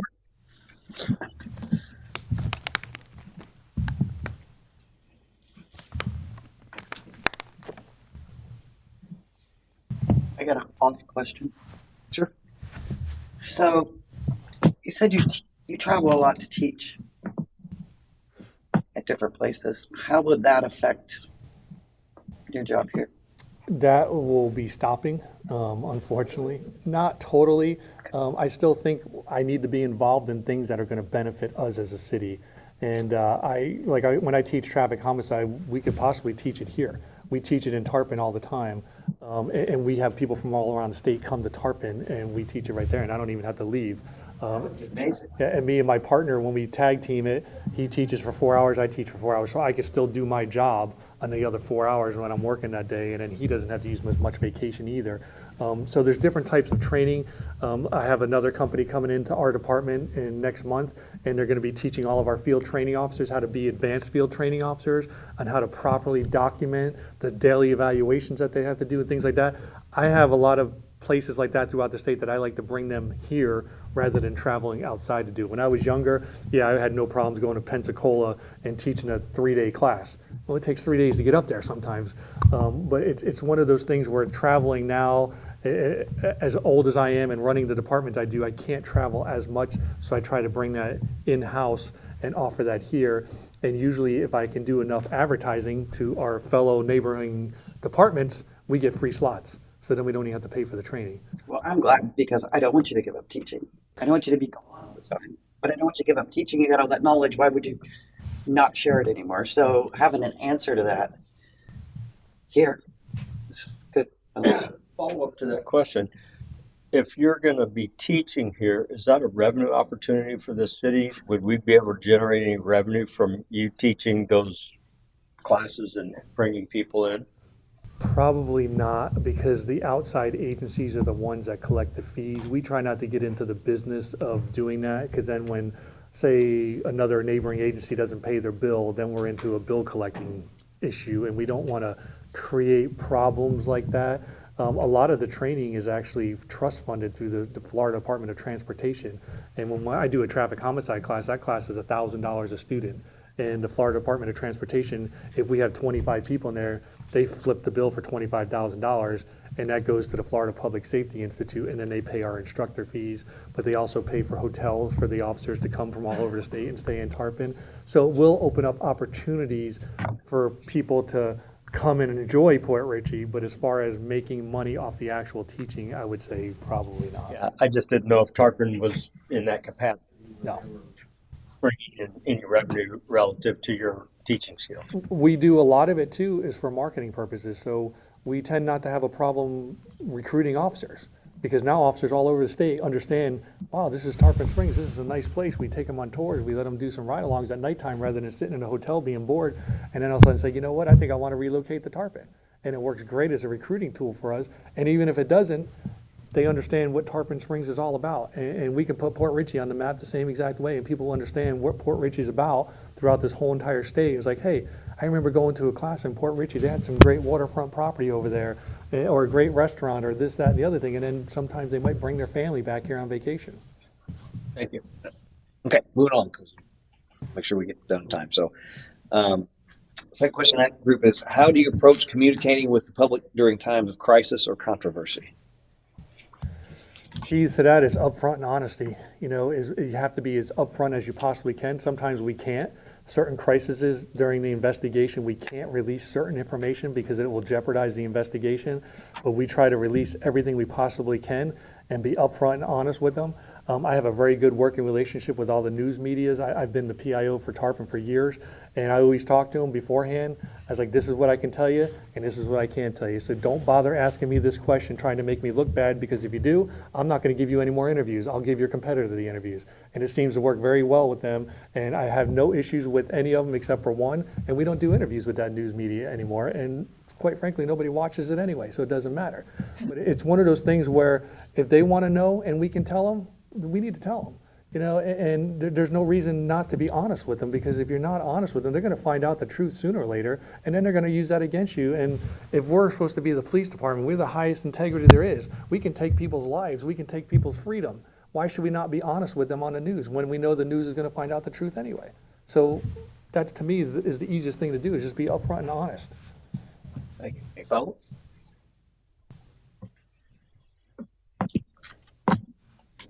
No? Okay. Take time score.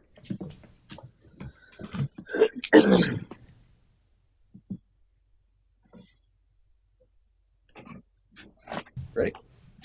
Okay. Next category is departmental leadership and strategy. First question, how would you support and develop the officers under your command to improve retention and morale? The morale is the big thing. If we can improve the morale, we'll improve the retention. And I know some people think it's all about money, and like we already discussed that. It's not all about money. Sometimes it's about money. But if people generally care about the person they come to work with and they feel like they're needed and wanted, they will come to work with a better attitude every day. But the way things work through things with the leadership style is, as we discussed this earlier with the city manager, is everybody has to be prepared for the next step before they take the next step. We shouldn't be promoting sergeants to sergeants and then sending them to school afterwards. They should already been to school to know how to run a shift and be a supervisor. And then when they get promoted, they already know how to do that. When they're a sergeant, they should already have the schools to know how to become a middle management at the captain's level. And otherwise, we're going to create a captain here when one retires or leaves for whatever reasons, and they're not ready for the position. And I can't send you to school after you're already doing a position and expect you to learn. It's very hard to do that. There is some stuff learning on the job, but the majority of it is preparing people before they get into those positions. We send people to the police academy before we let them be cops. Why do we not send them to supervision school before we let them be supervisors? Or same thing as a detective. We're not going to let somebody be a homicide detective without sending them to homicide investigation school. It just doesn't make sense, but it seems like that's what a lot of departments do because of money issues. And here, this department's small enough that every officer should be a leader. And whether they think they are or they don't think they are, they are. And some of them may be ready for it, some of them may not be ready for it. Some of them just love working patrol every day of their life. And that's a great job. Other people's like, I don't want to work patrol. I want something different. I want to be the boss someday. And when we ask them, why do you want to be the boss? They don't know what to tell us. Because I'm tired of taking orders from somebody else. That's not really being a boss. That's not what being a boss is about. You're delegating because you have other issues to deal with in other parts of the department that you have to deal with and develop. But to me, we can never give our officers enough training and always prepare them for the next step. So when they get to that next step, they're totally prepared for it 100%. And talking to the officers this morning, I've heard a little bit about that, about they don't get the training that they want or the training that's necessary. Some people go to schools just to get a certificate. I don't believe in going to schools to get a certificate. I believe in going to schools to make yourself and your department better. Thank you. Any follow-up?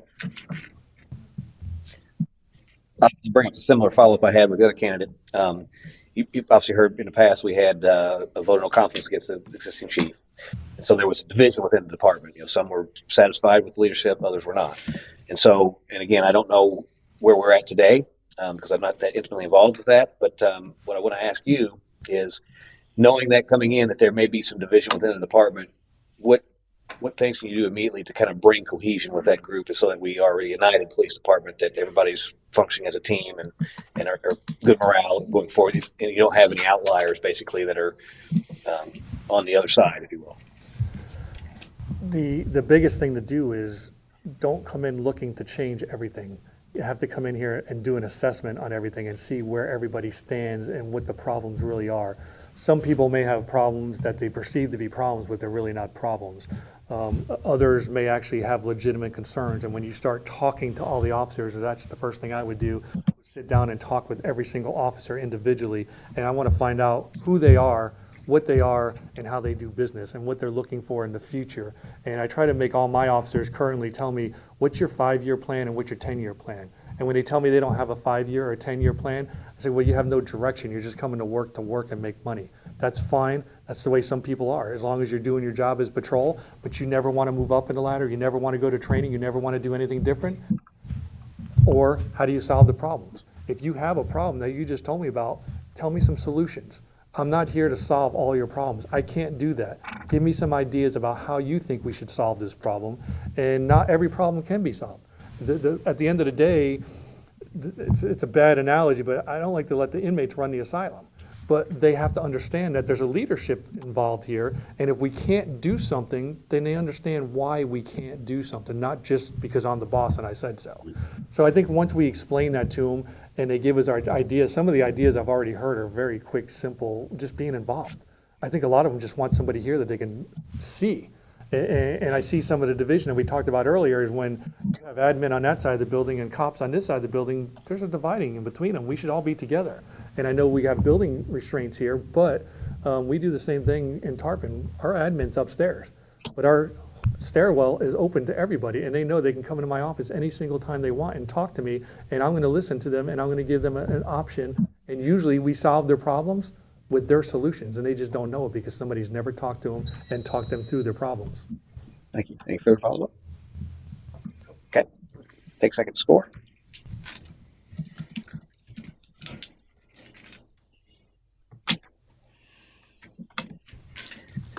Good. Okay. Next question. Where do you see the Port Richey Police Department in 5 years, and what steps would you take to achieve that vision? I'd love to see it as a professional department being led by me, but I can't honestly say that. It will be professional. Hopefully it'll be led by me, but I have to do an assessment to see where we are. I don't want to make promises that I can't keep, but as soon as I get an assessment done, the first thing we need to do is set up a 5-year strategic plan and figure out where we're going to be in 5 years and how we're going to get those 5 years. If it's money issues, equipment issues, training issues, personnel issues, how are we going to get there? You have the police union to deal with when you're talking about salaries and recruiting and retaining. But as a leader, we have to put it down on paper and strategically plan on where we want to be and where we see ourselves and then how we're going to bridge that gap from today and 5 years from now. And without sitting in there with everybody and having everybody as a stakeholder involved in this, from all the officers, the city manager, the council, the department heads, the departments of the rest of the city, it can't be done. So it has to be kind of like a family atmosphere. We all have to be involved in this, and you guys play as big a role as this department as we do. And unfortunately, you have to go through elections every 3 years. We should be here until we do something bad or we decide to retire.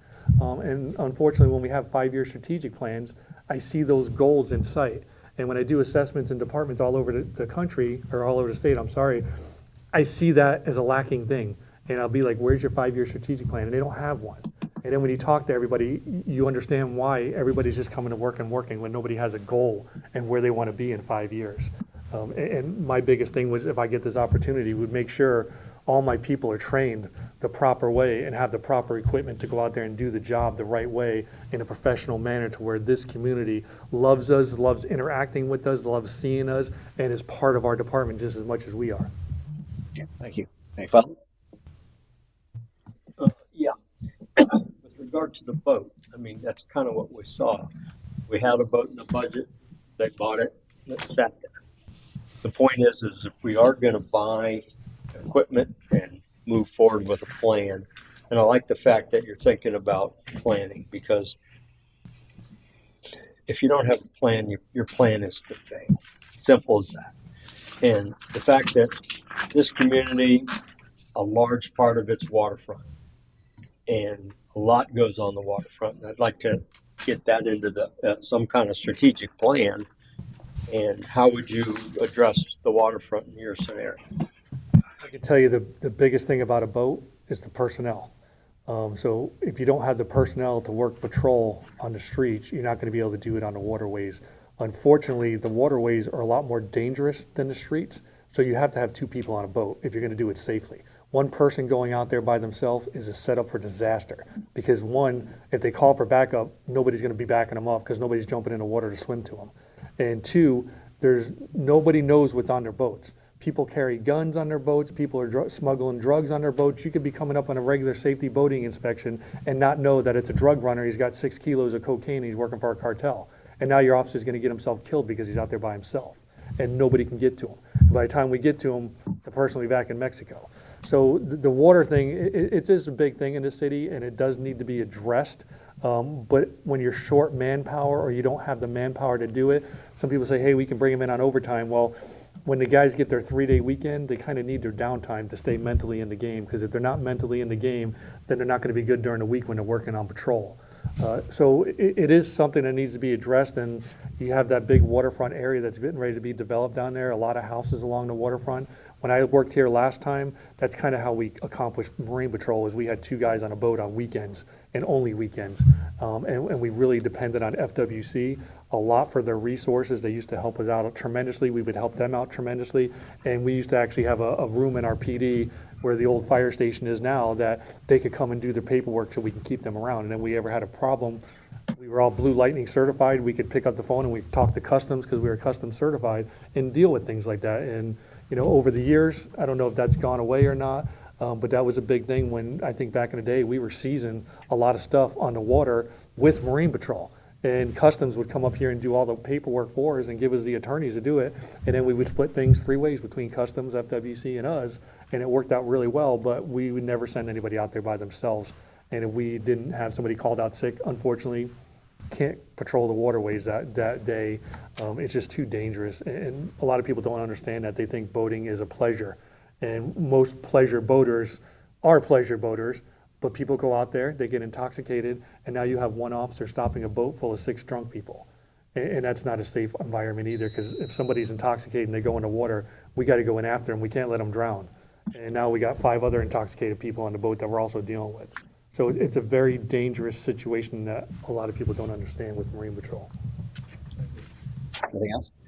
Just that real quick, out of fairness, I did ask the same question to the previous candidate. So obviously, Department's been around a long time, and there's probably ways that things have been done in the past, have always been done. That's just the way it has been done. What's important to me is that as you create a vision, and you're talking about the strategic 5-year plan, that may require significant change within the organization. And so, how are you a proponent of change, reluctant to change, balanced? If you could just talk a little bit about how you see change and its role in achieving those visions. Very easy. If there's a need to be changed, we can change it. If there's no need to change it, then that's fine. There's no reason to change things just to change them. But when you get your buy-in from your people, it's a little bit easier to change things for the better. And then sometimes they don't understand it's for the betterment of them. They just think it's, hey, us making decisions for them. But when they see the change, such as a new report writing system or a new CAD system, and they understand why we changed or why we upgraded, there's some growing pains because they don't know how to use it. But if we train them the right way and they figure out how to use it, then they're big proponents of it. And then all of a sudden, 7 years later, we changed it again. And they're like, oh, I love the program now. It's like, well, 7 years ago, you hated it. So a lot of it is that, and cops are cops. We don't like change, and we don't like the way things are. But if we can change it for the better, we'll change it for the better. If we don't need to change it, I don't care. We've been doing it since 1900. Let's just keep doing it. If it works for us, it works for us. Unless it's a more efficient way to do things and saves us some money. That's like the motto in the city, isn't it? Yeah. The city motto. Yeah, just the funny thing why we kind of chuckled, obviously, is I had heard at a conference I was at that 2 things people hate the most are change and the way things are. Last candidate said it, you said it, so it's seems like I was I think they teach that in the police academy now. commonplace. But I love the saying. Okay, moving right along. So next, take time to score real quick. Okay, ready? Okay, final category. Fit for the role and challenges in Port Richey. Question number 1. What do you see as the biggest policing challenges facing Port Richey, and how would you address them? Again, being here 25 years ago, oh, that was quick 5 minutes. Time's up, man. Wow. We gotta go. Well, see, it's Done with you. in all transparency, Ashley leaves at 4, so she's ready. She don't like to stay longer. Not today. You know, Nice. it goes back to assessment, not only with the officers, but with the community, and we can sit here as a police department and think we know what the policing needs are of the city, but if we don't talk to the citizens, then we really don't know what it is. I could sit here and just second guess myself and say it's Walmart and Wawa's. But that's maybe not fair to blame those two businesses. They do bring a lot of business and a lot of visitors into the city. But I know what happened with our city when Walmart came along, but we teamed up with Walmart, and Walmart actually gives us money and gives us grants to pay for certain things and does certain things with us, like stuff a truck, shop with the cop, and things like that at the Christmas time. So we work very well with them. Their loss prevention officer actually went to the police academy. She catches at least 3 people a day, and it's very taxing on our officers, but it's one of those things where we understand what it is and how it needs to be done. And as the laws change, you can steal up to $1,000 now and it's still a misdemeanor. And you're walking out of the store with an 85-inch TV is only $995, it's a misdemeanor. So it's one of those things where, how do you combat that?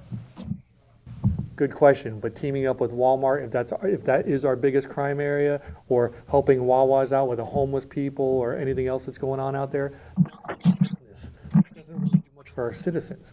And our citizens are wondering why we're not driving through the neighborhood and why they don't see us, because we're at Walmart all day long arresting people that are stealing stuff. So it's one of those things where once you do an assessment, not only within the department, but also starting doing that community engagement and that community policing, you'll understand what the actual policing issues are within the city.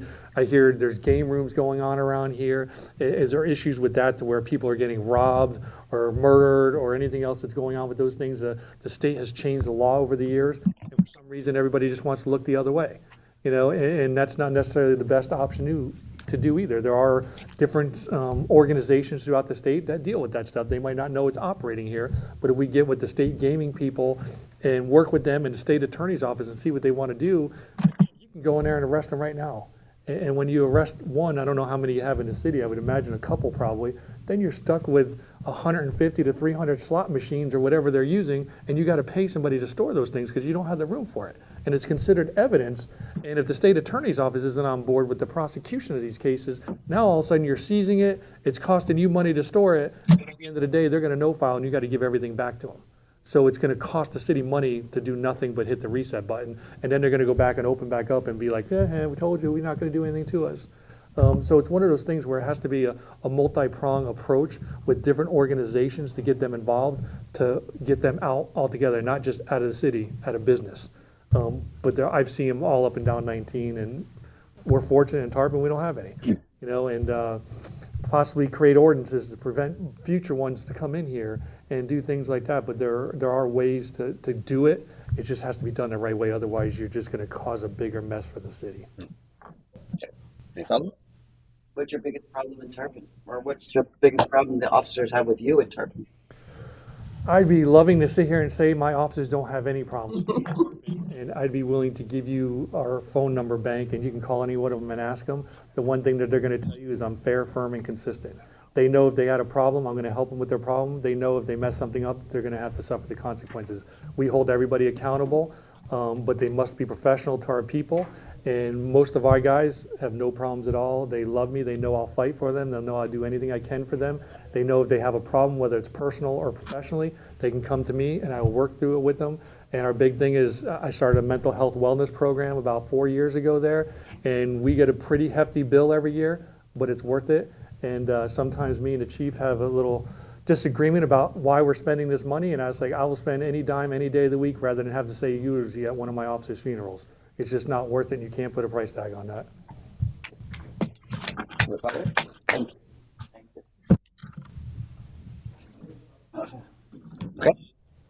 Okay.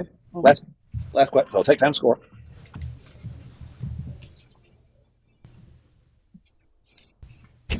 Everybody good? Okay. Last question. Why are you interested in this position, and how do you see yourself contributing to the community long term? I don't want to say there's a coolness to it, but I would love to actually end and retire my career where I started my career in law enforcement. And I'm talking about patrol, not corrections. And when I was working in the city back in the day, I remember when I was the young gun, and throughout the whole time of my career, I became the old fart and I didn't realize it. And I always talk about, hey, and then I'm like, wow, I'm that guy that I used to talk about and complain about now. So it's one of those things where, to me, it would be an honor to be able to come back here. And I really, the city is unique. And sometimes it gets a bad rap because crazy things happen around here. But it's not really like that. I truly believe there's a lot of great citizens in this city and community, and I'd love to be able to have the opportunity to get out there, meet with them, rekindle some things. I know people's family members that have worked here over the years. As I did my city tour this morning, I remember certain people living in certain houses, and I made me wonder how they're doing and what they've done over the last 25 years. So I would really love to have that opportunity to rekindle some of those relationships and serve this city and give them the service that I know they deserve and they need after what I've been hearing. Thank you. Any follow-up? As a quick question here, in your experience with law enforcement over the years and dealing with mental illness and drug addiction, what have you learned as far as dealing with people like that and resolving the situation and, like I said, with drug addiction and mental illness? There's a couple of things. A lot of it has to do with training, and the other part is de-escalation. De-escalation has kind of became the law recently, but the training on how to deal with, there's so many different mental illnesses around the state of Florida, where it used to be a lot smaller for some reason 25 years ago. Now you have autism, you have people with diminished capabilities, you have Iraq war veterans coming back with PTSD, and everybody is so unique that there's a lot of training involved in them, and a lot of it has to do with the officers just giving the person the time, but they need to understand where we're going for them. What's the difference between somebody with dementia and somebody with autism? If they treat them the same way, you're not going to get the same response out of them. So you have to have that training on how to deal with all those different people. A lot of departments have been able to just say, hey, we're going to pay a bunch of money and have mental health counselors come and work with, and ride with our cops rather than train our cops.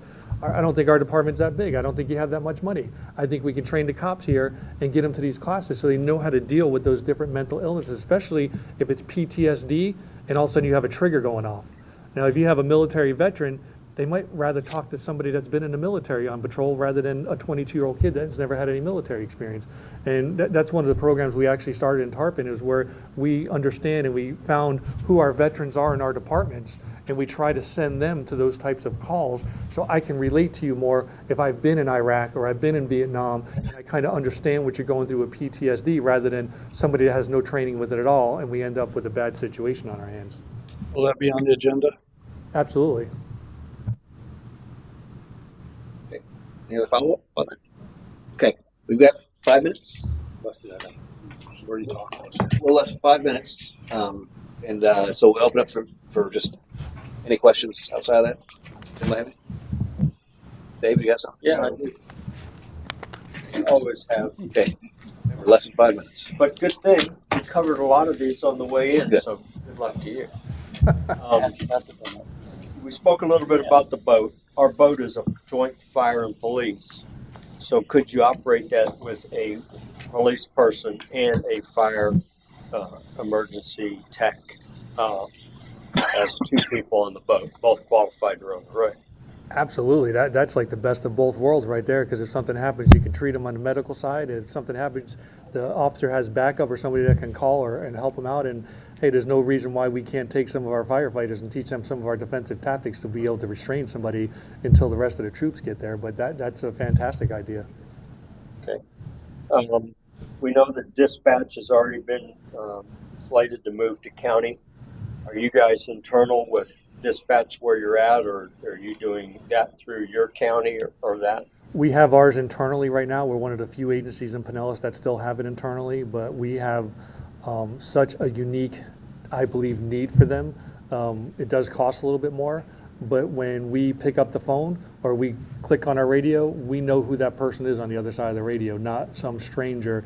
And sometimes when I've seen in my career, when cops get hurt and they're in very bad distress, sometimes it's reaffirming for them to hear a voice that they know on the other side of that radio, rather than some stranger telling them the troops are on their way, just stand by.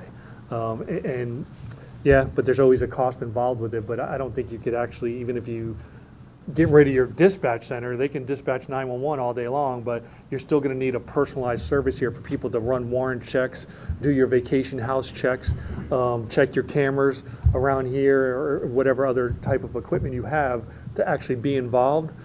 So I know there is a state law that's out there that's running through the House and the Senate right now to try and make every county do that, and be one center in every single county. But I'm not a big fan of that, to tell you the truth. But if it's something where you have to save, I know Pinellas Park, I think, just saved $300,000 a year, and they were able to put 2 more cops on patrol.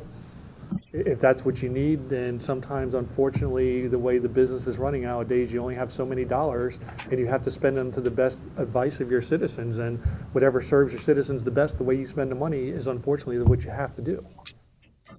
Okay, thank you. I would like to see walking through our community and possibly meeting the residents and maybe even bike patrols. Is that or foot patrols? Is that something that you would advocate for and trying to embrace this community engagement? Yes, we have a very large presence on foot patrol in Tarpon, but we do that mostly in the business district. So if you do foot patrols in certain neighborhoods, you really can't get very far. And then if something happens, try to get back to your car in a timely manner doesn't work. So we find bike patrol works better for that. Bike patrols work fantastic at nighttime when nobody knows you're coming and can't hear you coming, compared to driving down the street with a car. But for community engagement purposes, yeah, if you have somebody that's all they're going to do that day is foot patrol, that's fine. But if they're supposed to do foot patrol and answer calls, and they're 6 blocks away from their car because they're trying to walk in a big circle, and then we have an emergency to where another officer needs them and they can't get to their car in time, and sometimes it's 150 degrees outside with their vest on, it hinders their ability, and they can overheat very quickly too. So we kind of try to be very cautious about that. Foot patrols in the summertime work much better at nighttime than they do during the day. But bike patrols work better all the time, whether it's just a parade, a showing. We bring bikes to touch a truck, because most people say, hey, it's got to be a truck. No, it doesn't. Police bikes are pretty cool. And we helped out with the Republican convention several years back when it was in Tampa, and because we helped them, they gave us a bunch of bikes. So we have $1,000 bikes, but bikes are not cheap. It's not like you can just go to Walmart and get a $100 bike off the rack. They have to be specially made bikes, otherwise they don't last. And then you have to give them other types of equipment, such as first aid kits in case they come across somebody, and tourniquets and things like that to carry with them. But they are all good options. You also mentioned, Let's be quick. We're past time. Go ahead. you indicated you combined code enforcement and the police department. Did you find that worked well? I know that we've got these in separate departments now. What's your thoughts on that? It works based on the people working in those departments. They could be separate, they could be together, but they have to work together regardless who they report to. The police department and code enforcement, that's 2 of a kind when it comes to community policing. Without the code enforcement working with the police department, working with code enforcement, you're just kind of butting heads together, but they don't necessarily have to be in the same department. But we all need to work together to get the same mission accomplished. Okay. And based on your short time here, 6-7 hours, have you watched any of our council reports or meetings and kind of get an understanding of some of the problems going on in our city? I was here the other night for your last commission meeting, and kind of understand, when you're changing impact fees on police and fire, that's a good thing for us. I know you got your waterfront development going on where Hooters used to be and Guild Dogs and all that. And the Centennial celebration is fantastic. I love all the different events you're having for that are planned between your run and your crafts festival and things like that. That's a prime place to start community policing. But yeah, those about the things that go on, necessarily the nitty gritty things, no, I don't know. But with everything that was discussed the other night, yes, I do know. Perfect. And the bonus question, what's your favorite donut? It's got got to be chocolate honey dip, right? All right. Okay. Anything else? Vincent? So I'll close the same way I did legend, and this is not really a question, more of just an awareness. Obviously, being the mayor, I'm like complaint central. So unless there's a relationship with one of the council members, the community reaches out to me when they have problems with the city and staff.